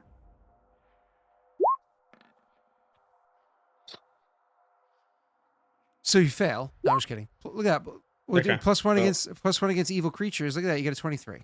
So you convince him, definitely. So that's a pretty solid. You convinced him that they're the bad guys. This is going to modify the DC of the actual roll by, where is the relationship thing? 4. This changes the relationship by the DC by 4. So you have a -4 to the DC. If you look at the math right there, the DC is only a 25. -4 means the DC is a 21. You have a plus 17, buddy. Okay. So I can make it then. Yeah. Do I get a Winifred's? You didn't, but I mean, again, you're rolling against a 21 with a 17. Even if you roll, unless you roll a 1, you're solid. All right, let's go. Even if you roll a 2, you can luck die it. That 1 is there. I was hoping for that 1. I won't lie. All right, cool.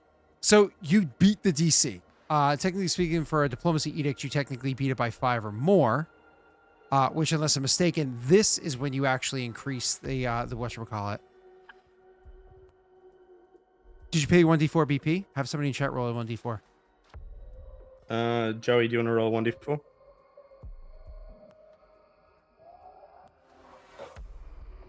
Okay. So you're gonna pay Joey, roll me a 4. Don't make this cost him only 1. Thank you, Joey. Oh. All right. So thank you. It should cost him a lot. So you make him now, he goes from friendly to helpful, and he agrees.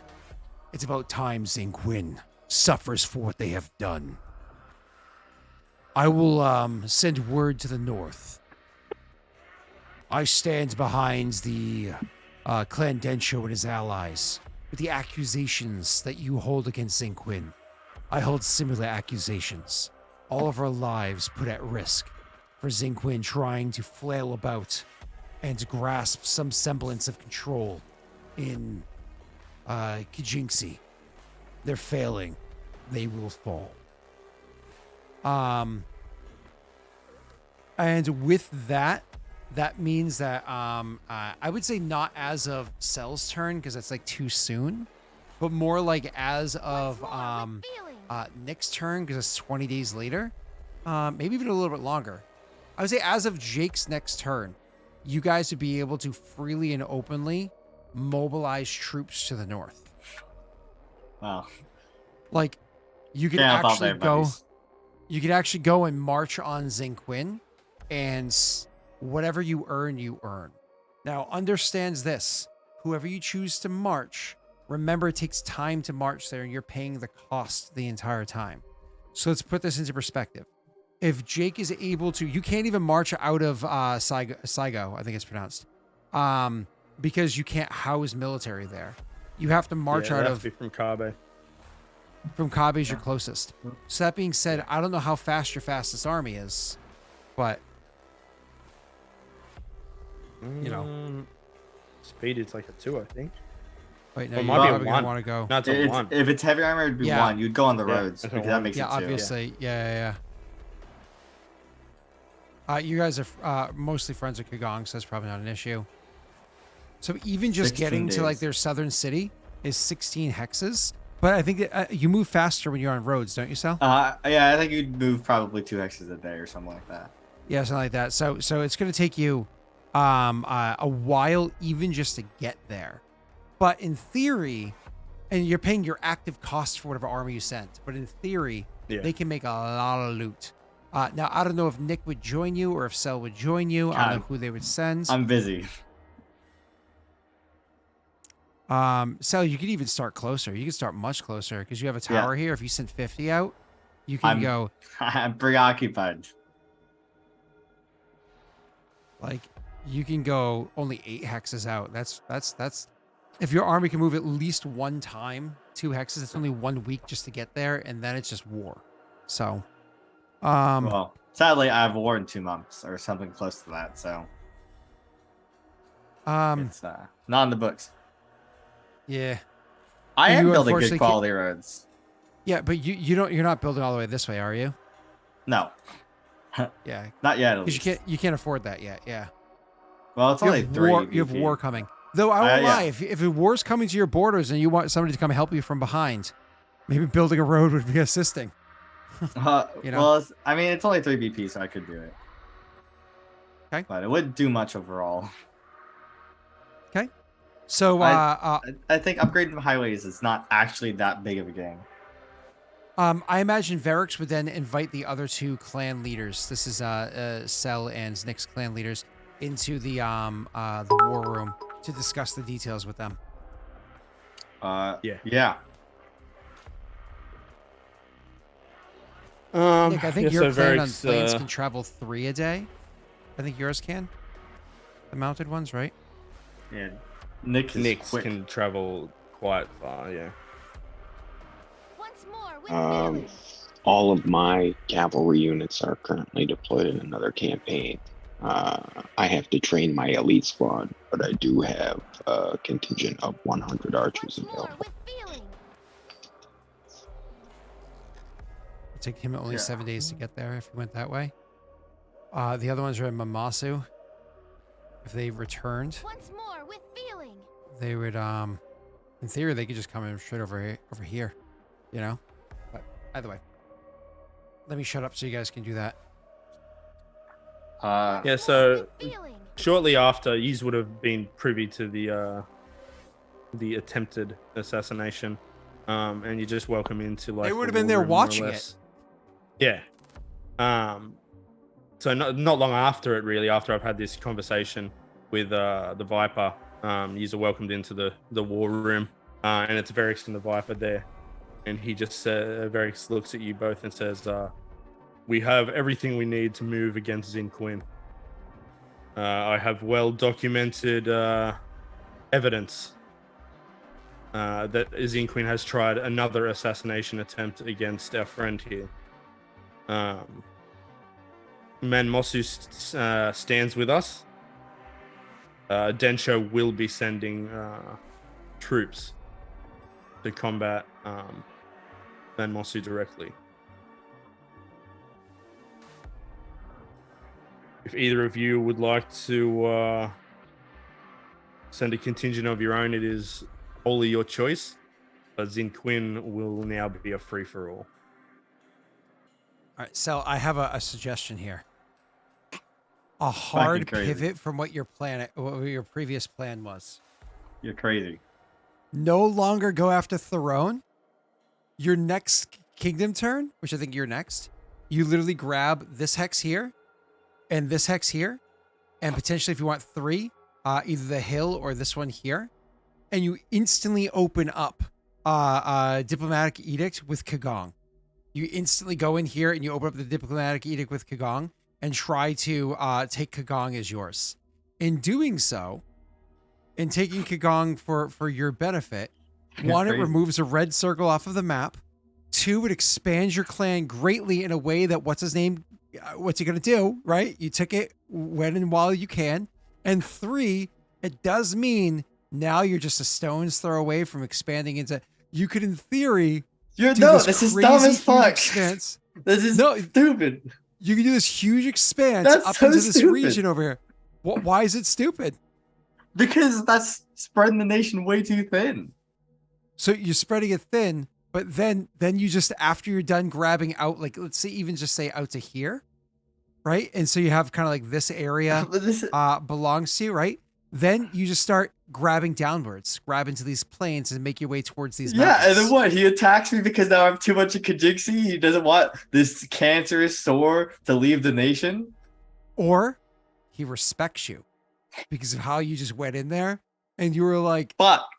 I take what I want, you know?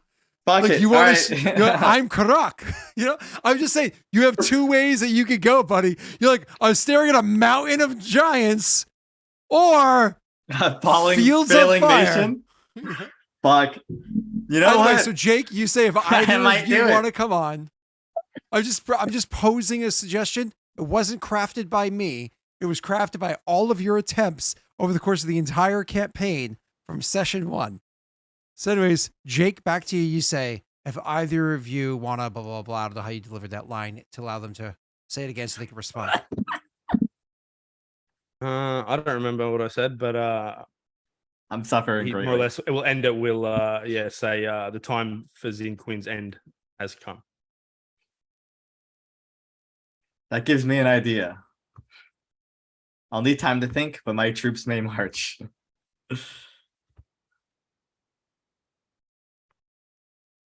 Anybody can afford it. I can't afford it. Maybe with crushing taxes I can. Fuck. That's a Aren't you decent the ones idea. that turned the two fucking armies against them? No, that was Nick. Oh, Yeah, oh, that was Nate. Okay. At least you know they're not going to fight you. And you, Naren, where do you stand? I'm already heavily invested in this war. I will send more troops to finish. Then Zin Queen will crumble under our combined might. This gives me an idea, and I don't like it. And that's where we'll end that. All right. Fuck. Back to the scheming drawing board for you boys. Fuck. Why Get would it? you do that? Was that level 2 or 3 that finished that chat? Oh, 1. Oh, What? 2. 2. Two? Sorry. I did ahead and looked in a minute. So if you think Kagong is red, you could remove red from Yeah. the battlefield. Yeah. Ooh. All right, Well, that doesn't- Jake. Jake, are you ready for your turn? Hey, does anybody do feel you like Jake's kind of like nudging into the Barren Lands a good bit there? Does anybody feel like he's like kind of like nudging in there? Does anybody feel like Jake's provoking the Baroneers? I don't know what you want to call them. I Baronlanders? have stalled Baronlanders. my Baronlands expansion. Scott? You mean the one that you already started and have invested into a lot of the land? Yeah, okay. So, hey, chat, I need course. somebody to go ahead and roll me a cumulative chance of him having Baronlanders join him. This is the first cumulative chance roll we'll have. So, Oh. Jake, you're going to call the first person to roll a d10, and that is the increase from 0. The increase from 0 percentage chance, and the second person you call on will have to roll that number or lower. It's cumulative, remember. So who's the first person, Jake? Let's go with Snake, and then Snake, roll me a Zolomos. d10, and then Xylamos has to roll that number. Snake rolled a 9. Good start, Snake. Yes. So next month when that number grows, if you can grow like a 10 or something, that'd be great. That'd be great. Like a 1 is lame. So, all right. Give me a D100, Xylamos. Give me that D100. Roll super low. There's also a poll for hype trade. So vote. I'll give you my poll.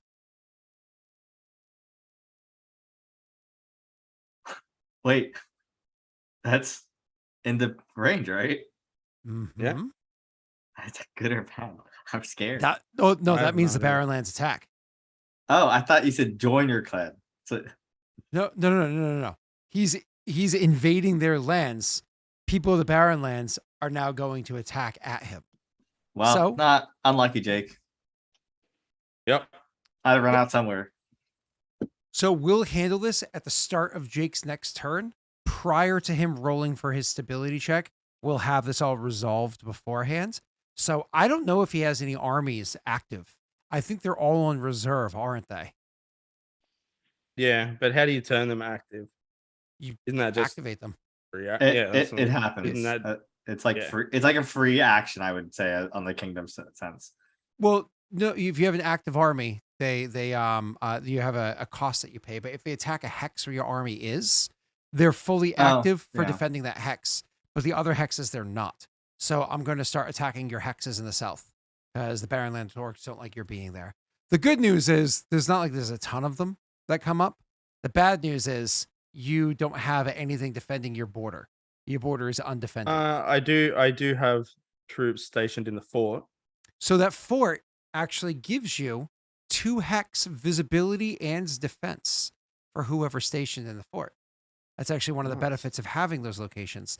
So your watchtowers give you 1 hex out, right? They give you this kind of defense all around there where they can jump in, whereas your fort goes out 2 hexes Mhm. that I can defend. It tied the So- vote. All right, cool. So I don't know who's stations there. We never keep track of that. Oh, actually, we do keep track of it.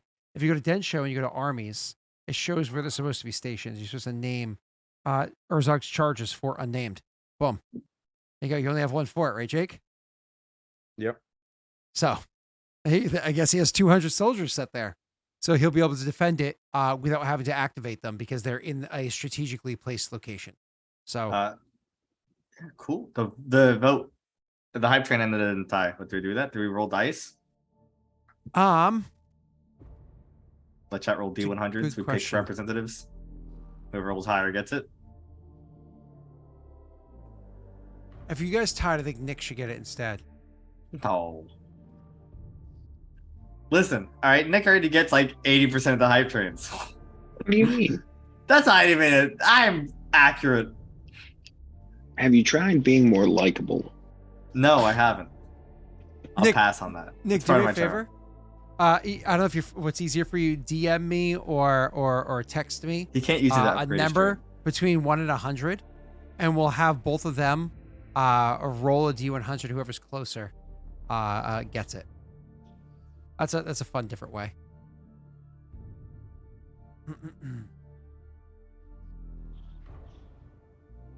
All right. Are we rolling the D100s in chat then, or in the? In roll 20? In roll 20 is fine. Yeah. I'm just waiting for Nick's All right. message So- to me. Get ready to roll D100, Jake. See who gets the hype train. I have an idea for mine, so I would like it, but I'm perpetually unlucky.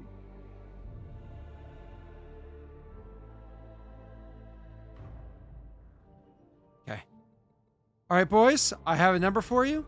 Why don't you go ahead and roll it? Okay, close. Okay. So Okay. I have a bigger range of success. Depends on how low Nick went. Nick rolled 64, as in Nintendo 64. Okay, so I get the hype train then. Yes, so it goes to sell. W. Um. I'll use it, Jake. Don't worry. Okay. So. I'm a general. Moving on. I'm making a general, so this is very helpful.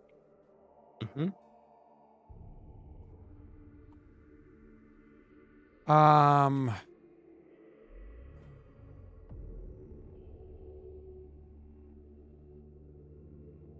Okay.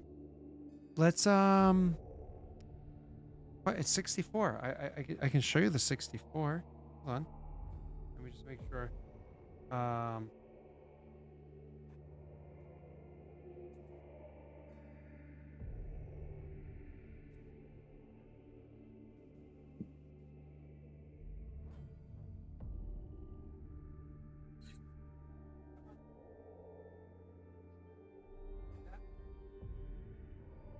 $64. Yeah, we see it, Scott. We got you. It's fucking Yes. I so mean, blurry. how can Anyways. anyone doubt that I would send a number that would favor sell intentionally?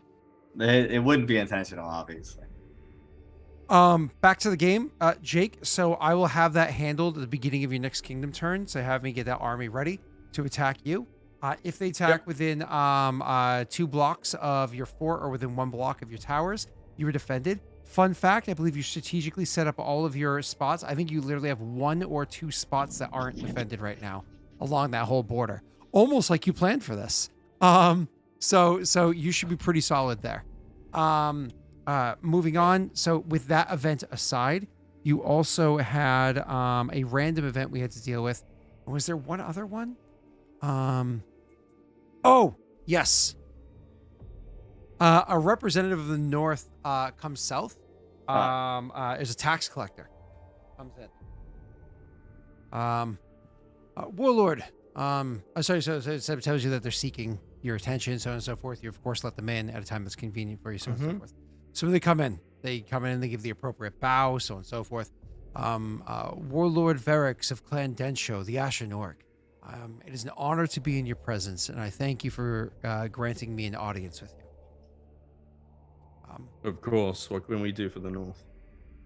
I come at behest of the tax collectors of the North to inform you that a bit of research was being done, not by myself, but another. Of course, I was sent as the arbiter, but not the arbiter, sorry, the envoy in this matter.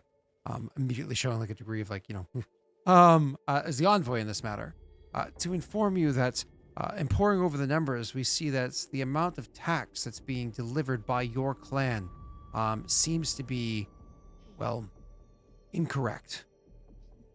You don't seem to be paying as much as is necessary for a clan of your size. I believe a deal was struck with my treasurer, Sarash.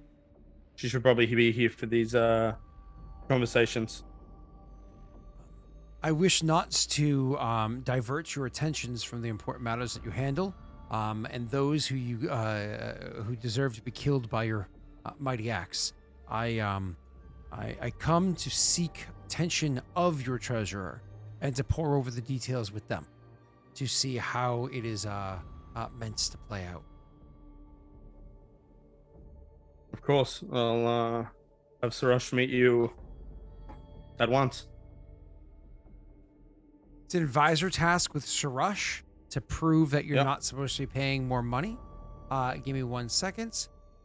This task with Sarash is here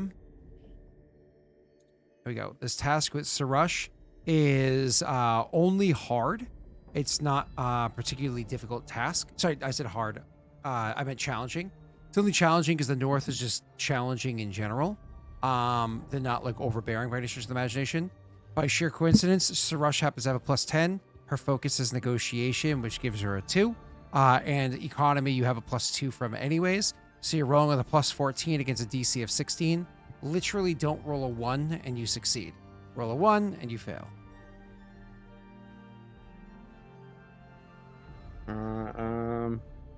So it's +14. Yes, sir.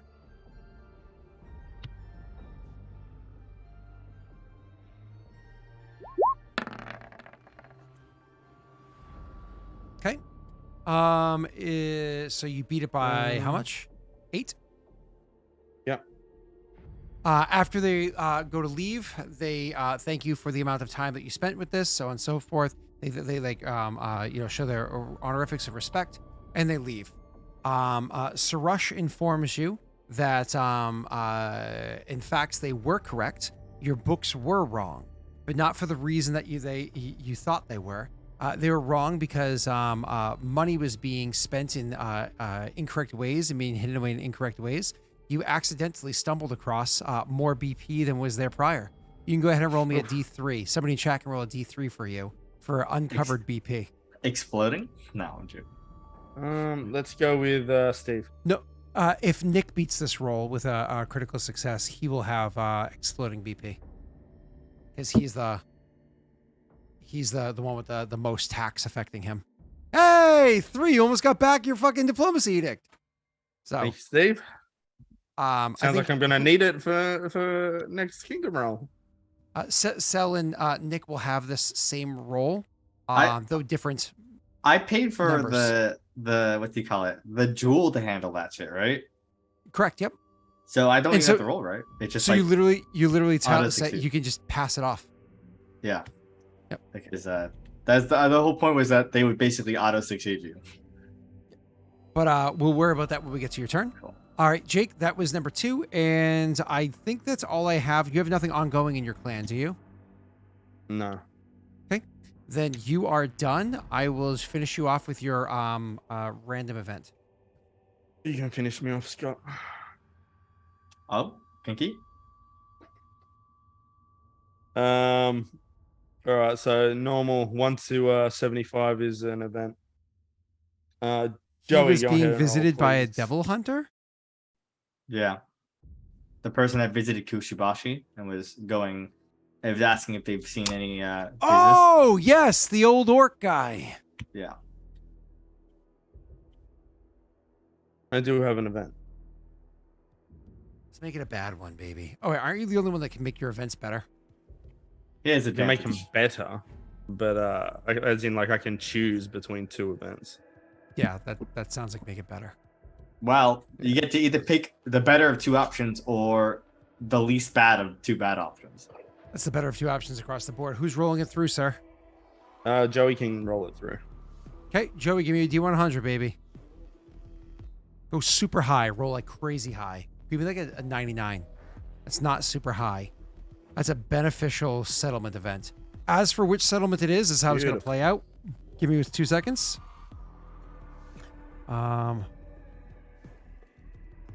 going to roll me a D10, Joey. If it's a 10, it's Saigon. If it's a 9 or 8, it's Nochi. Otherwise, it's Kabe. I said Saigon, I meant Saigo.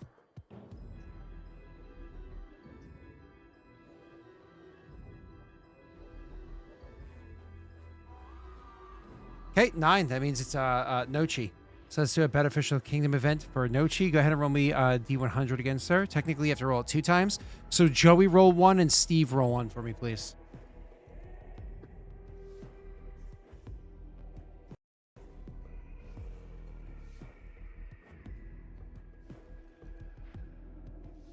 And you can choose who you love more, Joey or Steve.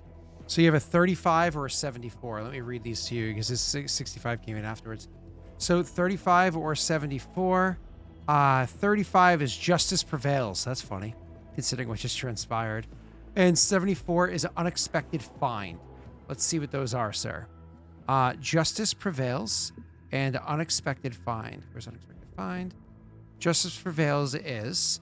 authorities shut down a major criminal operation to thwart a plot against the settlement. Law and loyalty increased by 1. Crime and unrest decreased by 1. Don't you have unrest right now? Oh, 3. Yeah, I Oh, do that'd be have nice. an Nothing crazy, but there's still unrest there. The other option was Unexpected Find. Local citizens discover a forgotten magical item. The settlement gains 1 temporary minor or medium magic item slot that is automatically filled in the next upkeep phase. The slot and item go away if the item is purchased or if the next event phase. So more or less, if it's not purchased by your next event phase, it goes away. No, she doesn't even have any magic producing buildings. So. It doesn't matter. They find They one. just find one in like the grounds. Oh, Or the- okay. All right. So do you want to have a random magic item there and hope for something better, or do you want to like adjust the settlement specific stats? The stats are pretty good. I think. Yeah, I was gonna say I think I'm gonna go with the stats. I like the magic item because it's not limited to what the value of the city is, right? It's something. That Yeah, they but I can't found. buy This isn't anything right produced. You know what I mean? I have to but- pay but- off this. But We were- your friends might be able to. No, but we're about to go and do the Eldamar mission and get money. That's true. Before your turn. Before my turn even. So And it's not I'm- limited to the value of the city. It's whatever you roll. So So. it can be it could be like, oh, that was crap. Or it's a you're little really good at it. better than what you're 'Cause thinking is all. The other one, what it offers you is the loyalty is nice, and the unrest is nice. Law and crime, I don't think you really care so much about. I think he wants crime to go up. What is the crime in? It gives you infamy. -2 at the moment. All right, we'll go the magic item then. Let's spice things up. Okay. Who do you want to continue rolling through the magic item part? Joey still or? Who rolled that specific one? 74 was actually Steve.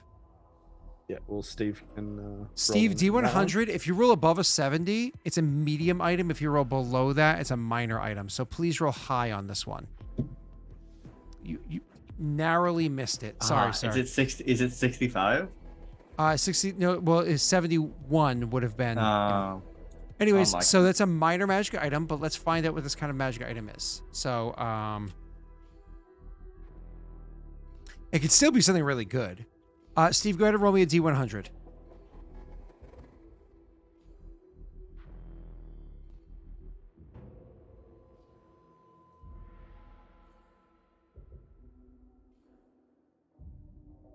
It's like the worst category. Potions. That Like you is could have gone true, though. wands, you could have gone armor Wow. or weapons. You went potion. Oh wait, do you get to roll twice for this too, or just the event? I'll read the feat. It's probably just the event. Read it verbatim. I'd say it's just the event. It's most likely. I just want to confirm. During a kingdom events phase, once an event's type and danger level has been determined, you may choose to roll twice on the applicable kingdom or settlement table and choose either results. You must declare that you're using this feat. Okay, so exactly what we did. That's too bad. Yeah. All right. And he rolled an 83. Hey, the good news is at least it's a high level potion. It's a second level spell potion. So that's good news, right?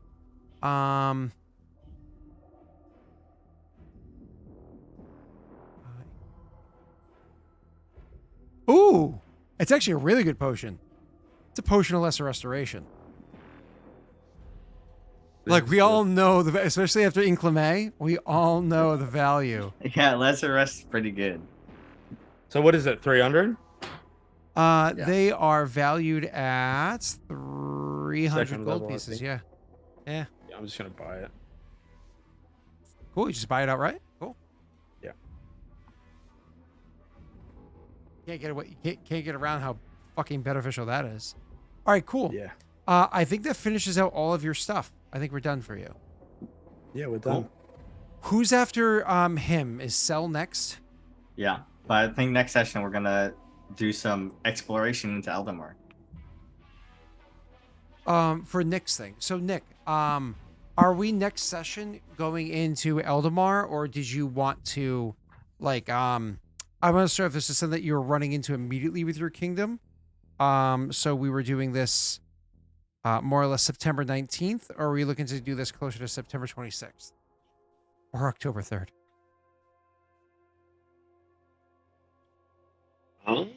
Doesn't matter to me. I think the sooner the better for all of us, for the money. Yeah, I agree. All right. So next session, you guys are going to go charging into it. That's not an issue. So timeline wise, more or less, we had Jake's Kingdom roll, which is a 10-day period, right?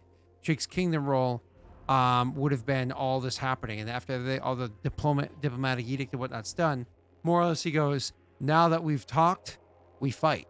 And then kind of like gets up his weapon and, you know, marches westward with the two other warlords to head straight into the forests.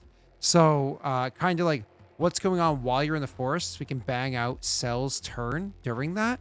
So I don't know how complicated Cell's turn this time is. I don't think it's super crazy, Yeah. is it? Well, I assume this is gonna take more than a week of our time. Is that a good guess, Scott? A week IRL or a week in game? In game. Oh, well, let's math that out real quick before we start slamming down some dice Well, super the- fast. Only reason I ask because if it doesn't, I want to do the 3-week event with the shrine. For the what? Well, if it doesn't, I want to do the 3-week event I have to do with the shrine, where he was. If gonna it tell my doesn't take future. more than a week? Yeah, because it requires Well, 3. are you shadow walking to get there? We can certainly shadow walk to get there. How many miles can you travel with shadow walk? A lot, like 50 miles per hour, and I think it lasts 11 hours. So 550 miles? Yeah, I'm checking the spell. I mean, if that's the case, you guys can easily just travel to the Yeah. next capital less in 2 hours and change, you can travel all the way to the next capital, or even all the way to the fort. Here's a spell. That's a new city. Remember, we just established that as a city. Oh, that's right. That's right. I know You about just a made it city. a settlement, didn't you? Yes. So I think it's a town or a thorp or whatever it is, right? So you would travel all the way there, and you can air quotes beeline it. So you're talking in under 4 hours. We're just there. The only downside is if you're inaccurate with your landing randomly in the Eldamar can be a little bit dangerous, but nothing crazy. And you've been working on that with what's his name. So, assuming, sorry, you're going from Densha. Oh, you're coming from Densha's place anyways. So it's actually, we're talking literally 2 hours later. Yeah, You would be yeah. there. Otherwise, that would have taken your characters, 8 days or some shit like that? Yeah. And then, Nick, where is the actual location? I think it's here, right? Correct. So, traveling through the forests, if this was plains, that'd just be 3 days of walking, or 1 day if you were on your Commatory or whatever it is. Traveling through the forest, it takes much longer. The good news is, in theory, we're talking 2 hours, you get to his fort. So, that's day 0 of being gone. You guys do all your prep up, whatever, spending the night. Now, after you spend the night, it's day 1 of being gone. Let's say it even took you 4 days to get to where you're going. I and could just get accomplish back. your task. I get back You in a shadow day. walk all the way back.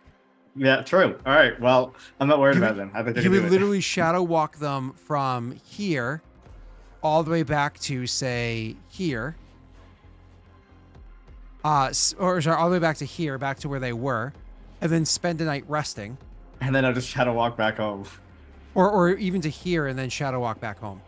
You unfortunately can't just drop Jake as you go because you can only do it once a day. Yeah, well, I'll take Jake back with me to Penny Tower if he wants to. Whatever he works out. Oh, for sure. him. Whatever works for him. It doesn't really matter. So, yeah, you can actually more or less Okay. do that in a week. Unless something goes sideways, 7 days is not unrealistic to assume. All right, cool. Then do you want to just start my kingdom rules now just to get parts Yeah, of that's them what I'm saying.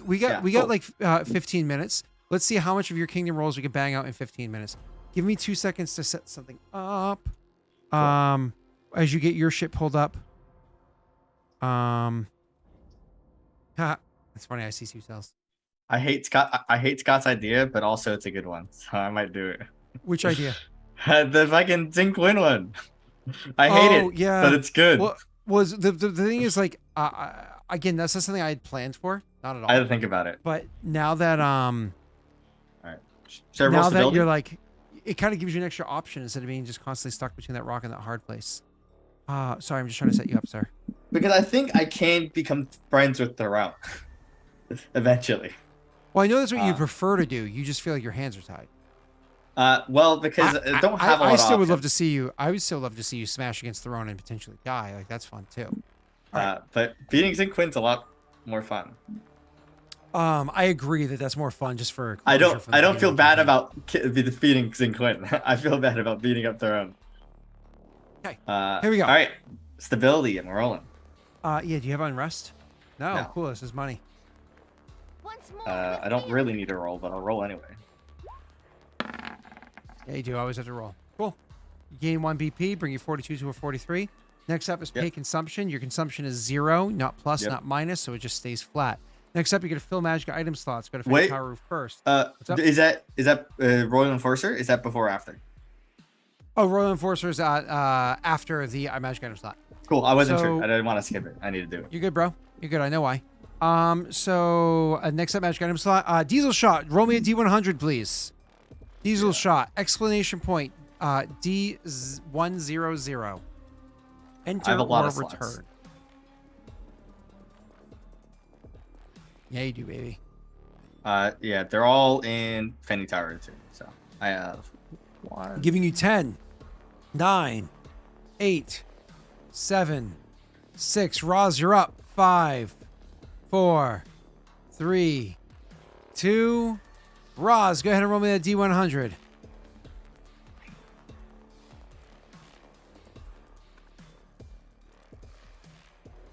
And while she's doing that, your loyalty check is you wanna roll that? Yeah, I'll sir? just roll it. Yeah. Boom. She did not roll you a magic item, so it works out perfectly. Cool. I succeed, meaning my loyalty goes up by 1. Or your temporary penalty goes down by 1, right? Effectively the same thing, yes. Well, because it's not like it's infinite. Okay. Yeah. After that is going to be assigned leadership. Any of your centers of power still need to be labeled. Any major changes to either personnel or abilities to note on your characters, etc., etc.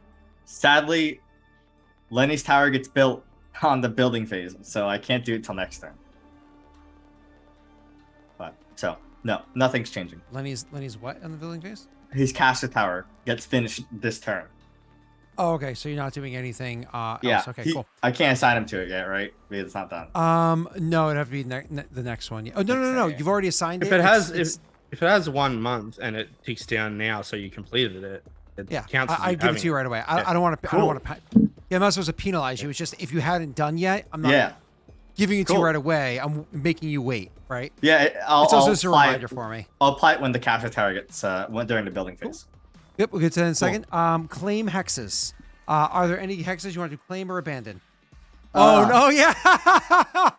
All right, Jake and Session Nick. ends. No. Jake and Nick out of game. Talk Cell through this. Talk Cell through these options, okay? Like you got to talk them through these options.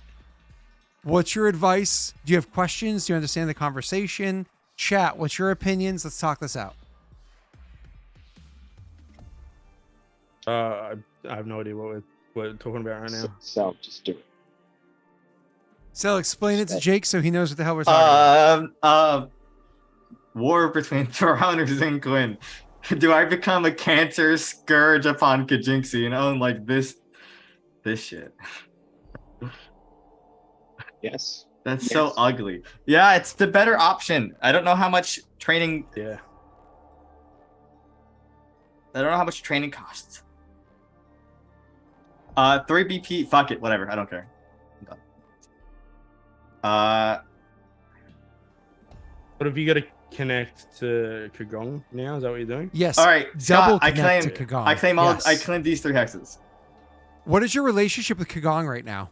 I don't have a so you're written. only gonna connect to Kagong once. I see, because you're trying to make it so it's not too thin.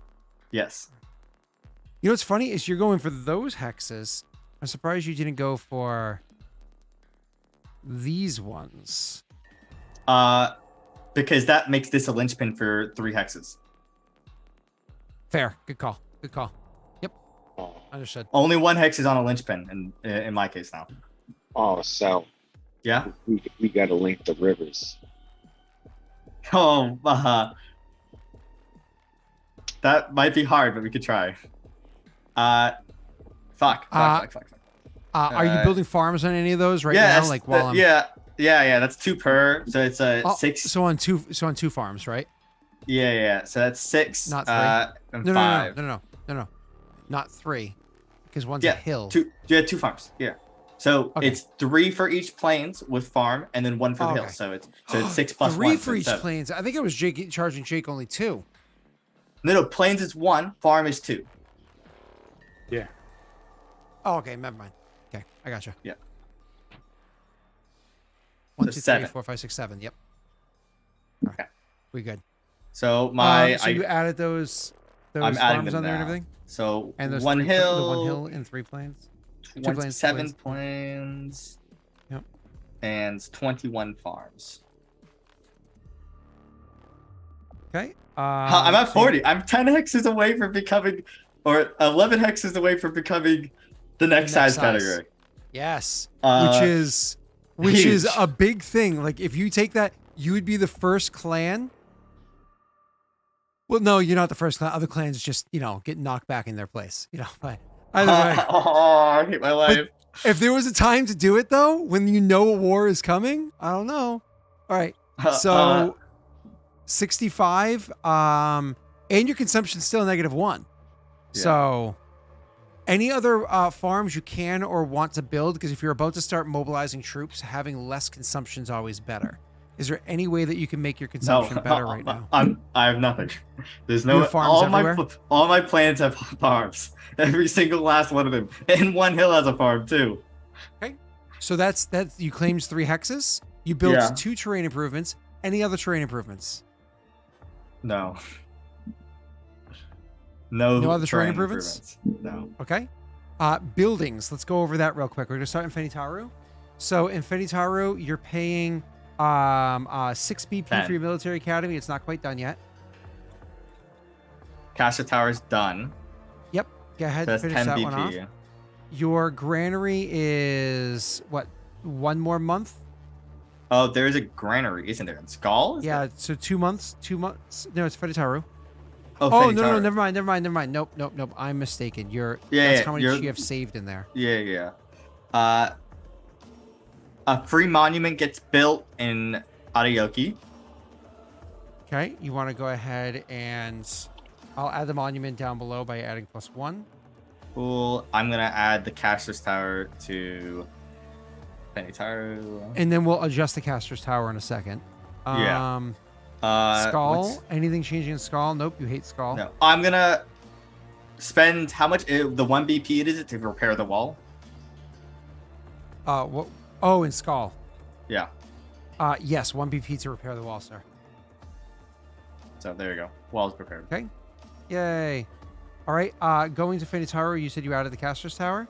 Yeah. Caster's Tower offers you 1 economy and 1 loyalty. That means you're going to double that. So 3. And this goes, what are those 2s right now? So that goes to 3, 3. Because obviously it's his center of power, right? And it's it has the lead room and it's hollowed. We factored all that cost in. Yep. All that's good. But that's not for mechanical kingdom stuff. That's for Yeah, in-game, that's just yeah. for in-game purposes. Boom. All right, fuck. Maybe I supply my people next month is when I start. When I get the arms and armor, and then we send them out. I think it's probably better. So Is it? Has hold edicts on. happened? Hold on. You still have 25 left in your treasury after you worked on those 2 buildings, correct? Yeah, I have to pay training. No, I paid the training cost already, didn't I? Any other buildings you're starting this month? Yeah. And the reason why I'm asking is if you're genuinely concerned about being attacked, things like watchtowers give you defense points where you can house soldiers further out. Go ahead.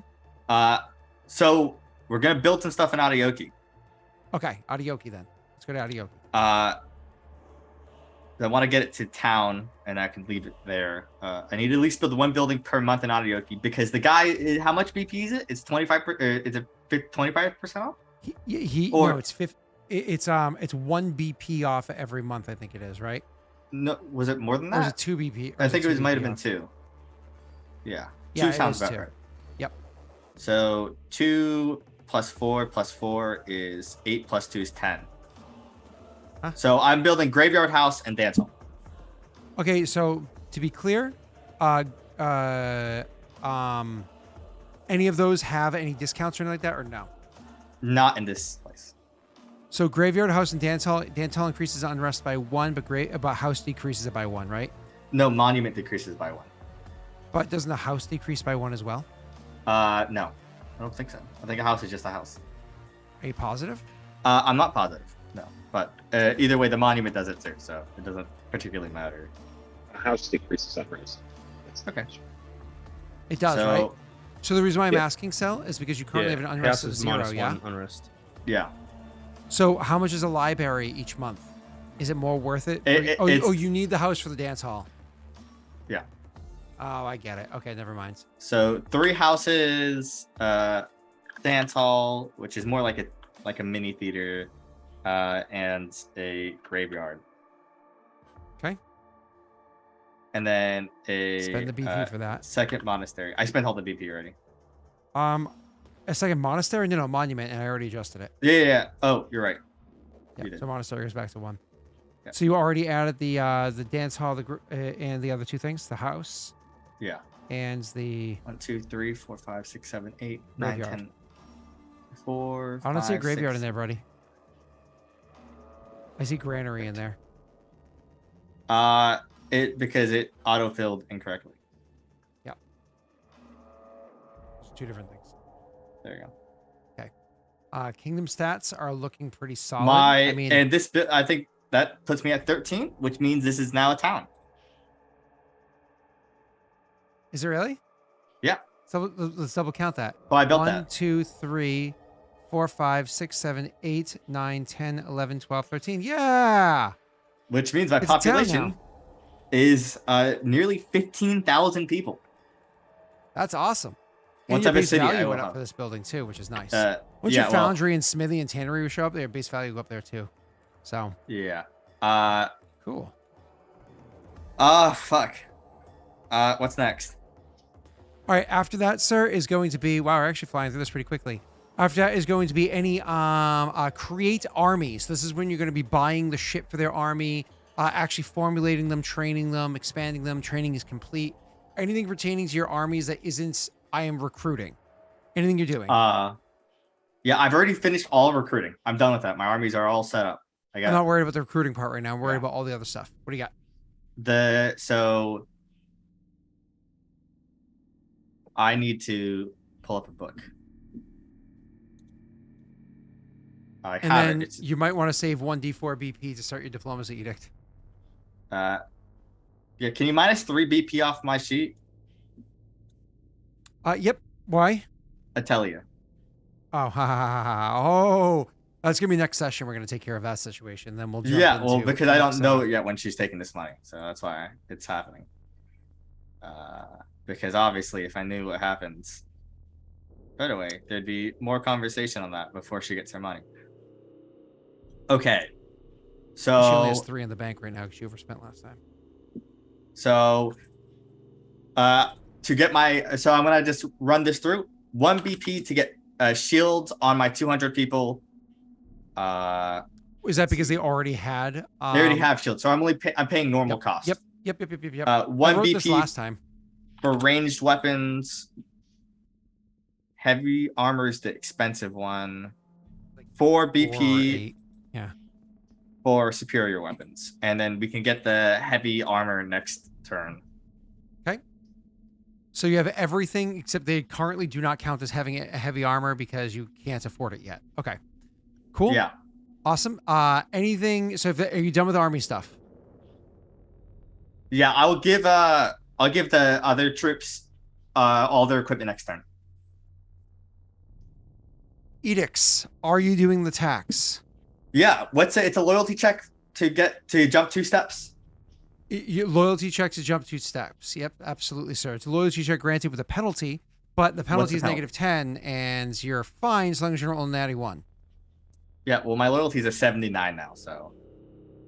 Yeah, but if you roll a natty 1, it counts as 10 less. So Yeah. literally, if you roll anything but a natty 1, you're good. Is it -10? Maybe- Okay. I'll just roll 1d20 plus 69, yeah. Ew. 69. Cool. Passed. You good? Cool. The people understand that we must that war is upon us. They're not Oh happy. God, my loyalty has plummeted. They're not happy, as you No. can see. But they understand. They will deal with it, right? So your Yeah. economy technically goes down, but you get way more money this way, right? Cool. Awesome. Let's move on. Almost done here, and then we're almost done with the session here. Cool. We have any other edicts? This is your diplomacy edict, right? Yep. Okay.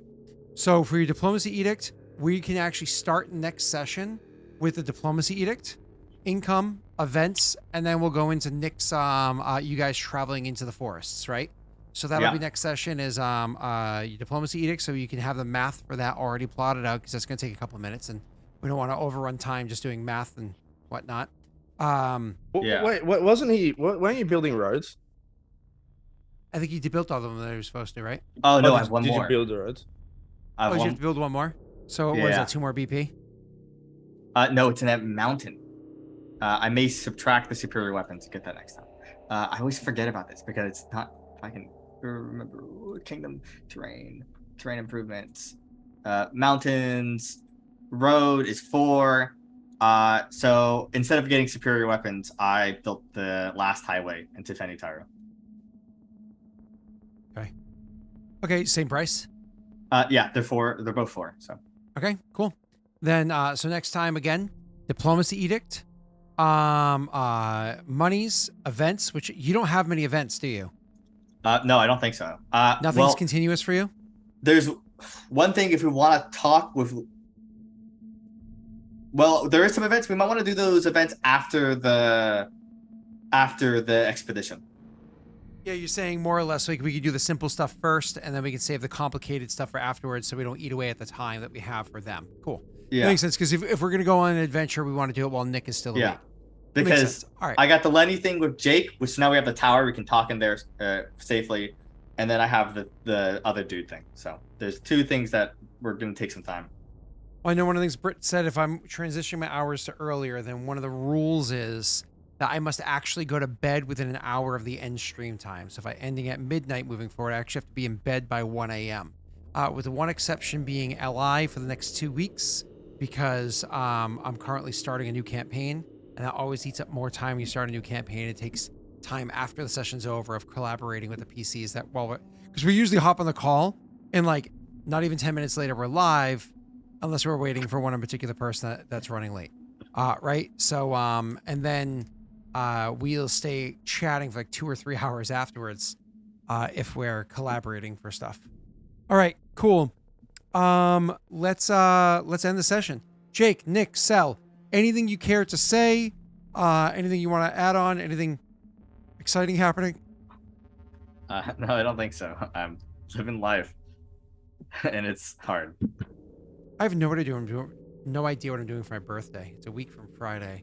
Oh, And I'm going to stream all day. Like, I'm going to take the day off of work. I mean, I might work for like an hour or two, but I'll take the day off of work. I think I'm going to stream all day. But,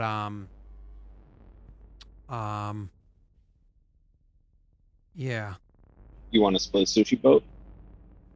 Yeah, maybe. I mean, yeah, if you want to come over. I know Brittany was talking about maybe us. Oh, no. She was thinking about maybe either going to dinner, or there was like some Hocus Pocus themed pottery thing that her and Rory can go to. And I was like, you can do that if you want, like, so I'm not sure exactly what the plan is. I'll have to find out. But that sounds fun. That sounds good. So, but I'll definitely be streaming all day. I'm going to take the day off of work, and I'll do like an all exciting thing. What is the next D&D campaign about? That's a really good question, Joey. You'll find out on Thursday when you see it, when we go live and we talk about what the concept is. So, Thursday this week, 8 p.m. EST, this channel. A new campaign is going to last for 4 sessions. Completely, what's the word I'm looking for here? Sponsored by Silencio Steve. Is his concept, his idea. The PCs are my brother Will, my brother Eric, and then Brittany for the first time ever on camera. We still haven't even set up any of her equipment or done anything to set her up yet, because we just haven't had time. I even do the overlay yet because I just was absolute shit the last 2 days. I was just useless. So I'm like, But anyways, that just means I don't sleep for the next couple of days to make up for the fact that I'm falling apart. Let's find somebody to raid and get the fluff out of here. oh God. I thought this said pegging, but it says peggle. I'm just gonna not raid that on just for that one instance. I guess the raid message is Peggle. No, it's not who we're raiding. We're raiding somebody else instead. But Rating if you want the raid message to be peggle anyways, that might be Yeah, fun. It might be funny to see. weirdo. This other person thinks it says that other thing too. So the raid message is peggle. Here you go. You can copy it. I'm gonna All right. refrain from this indecency. No, that's the raid message. Just peggle. All right. Bye, everybody.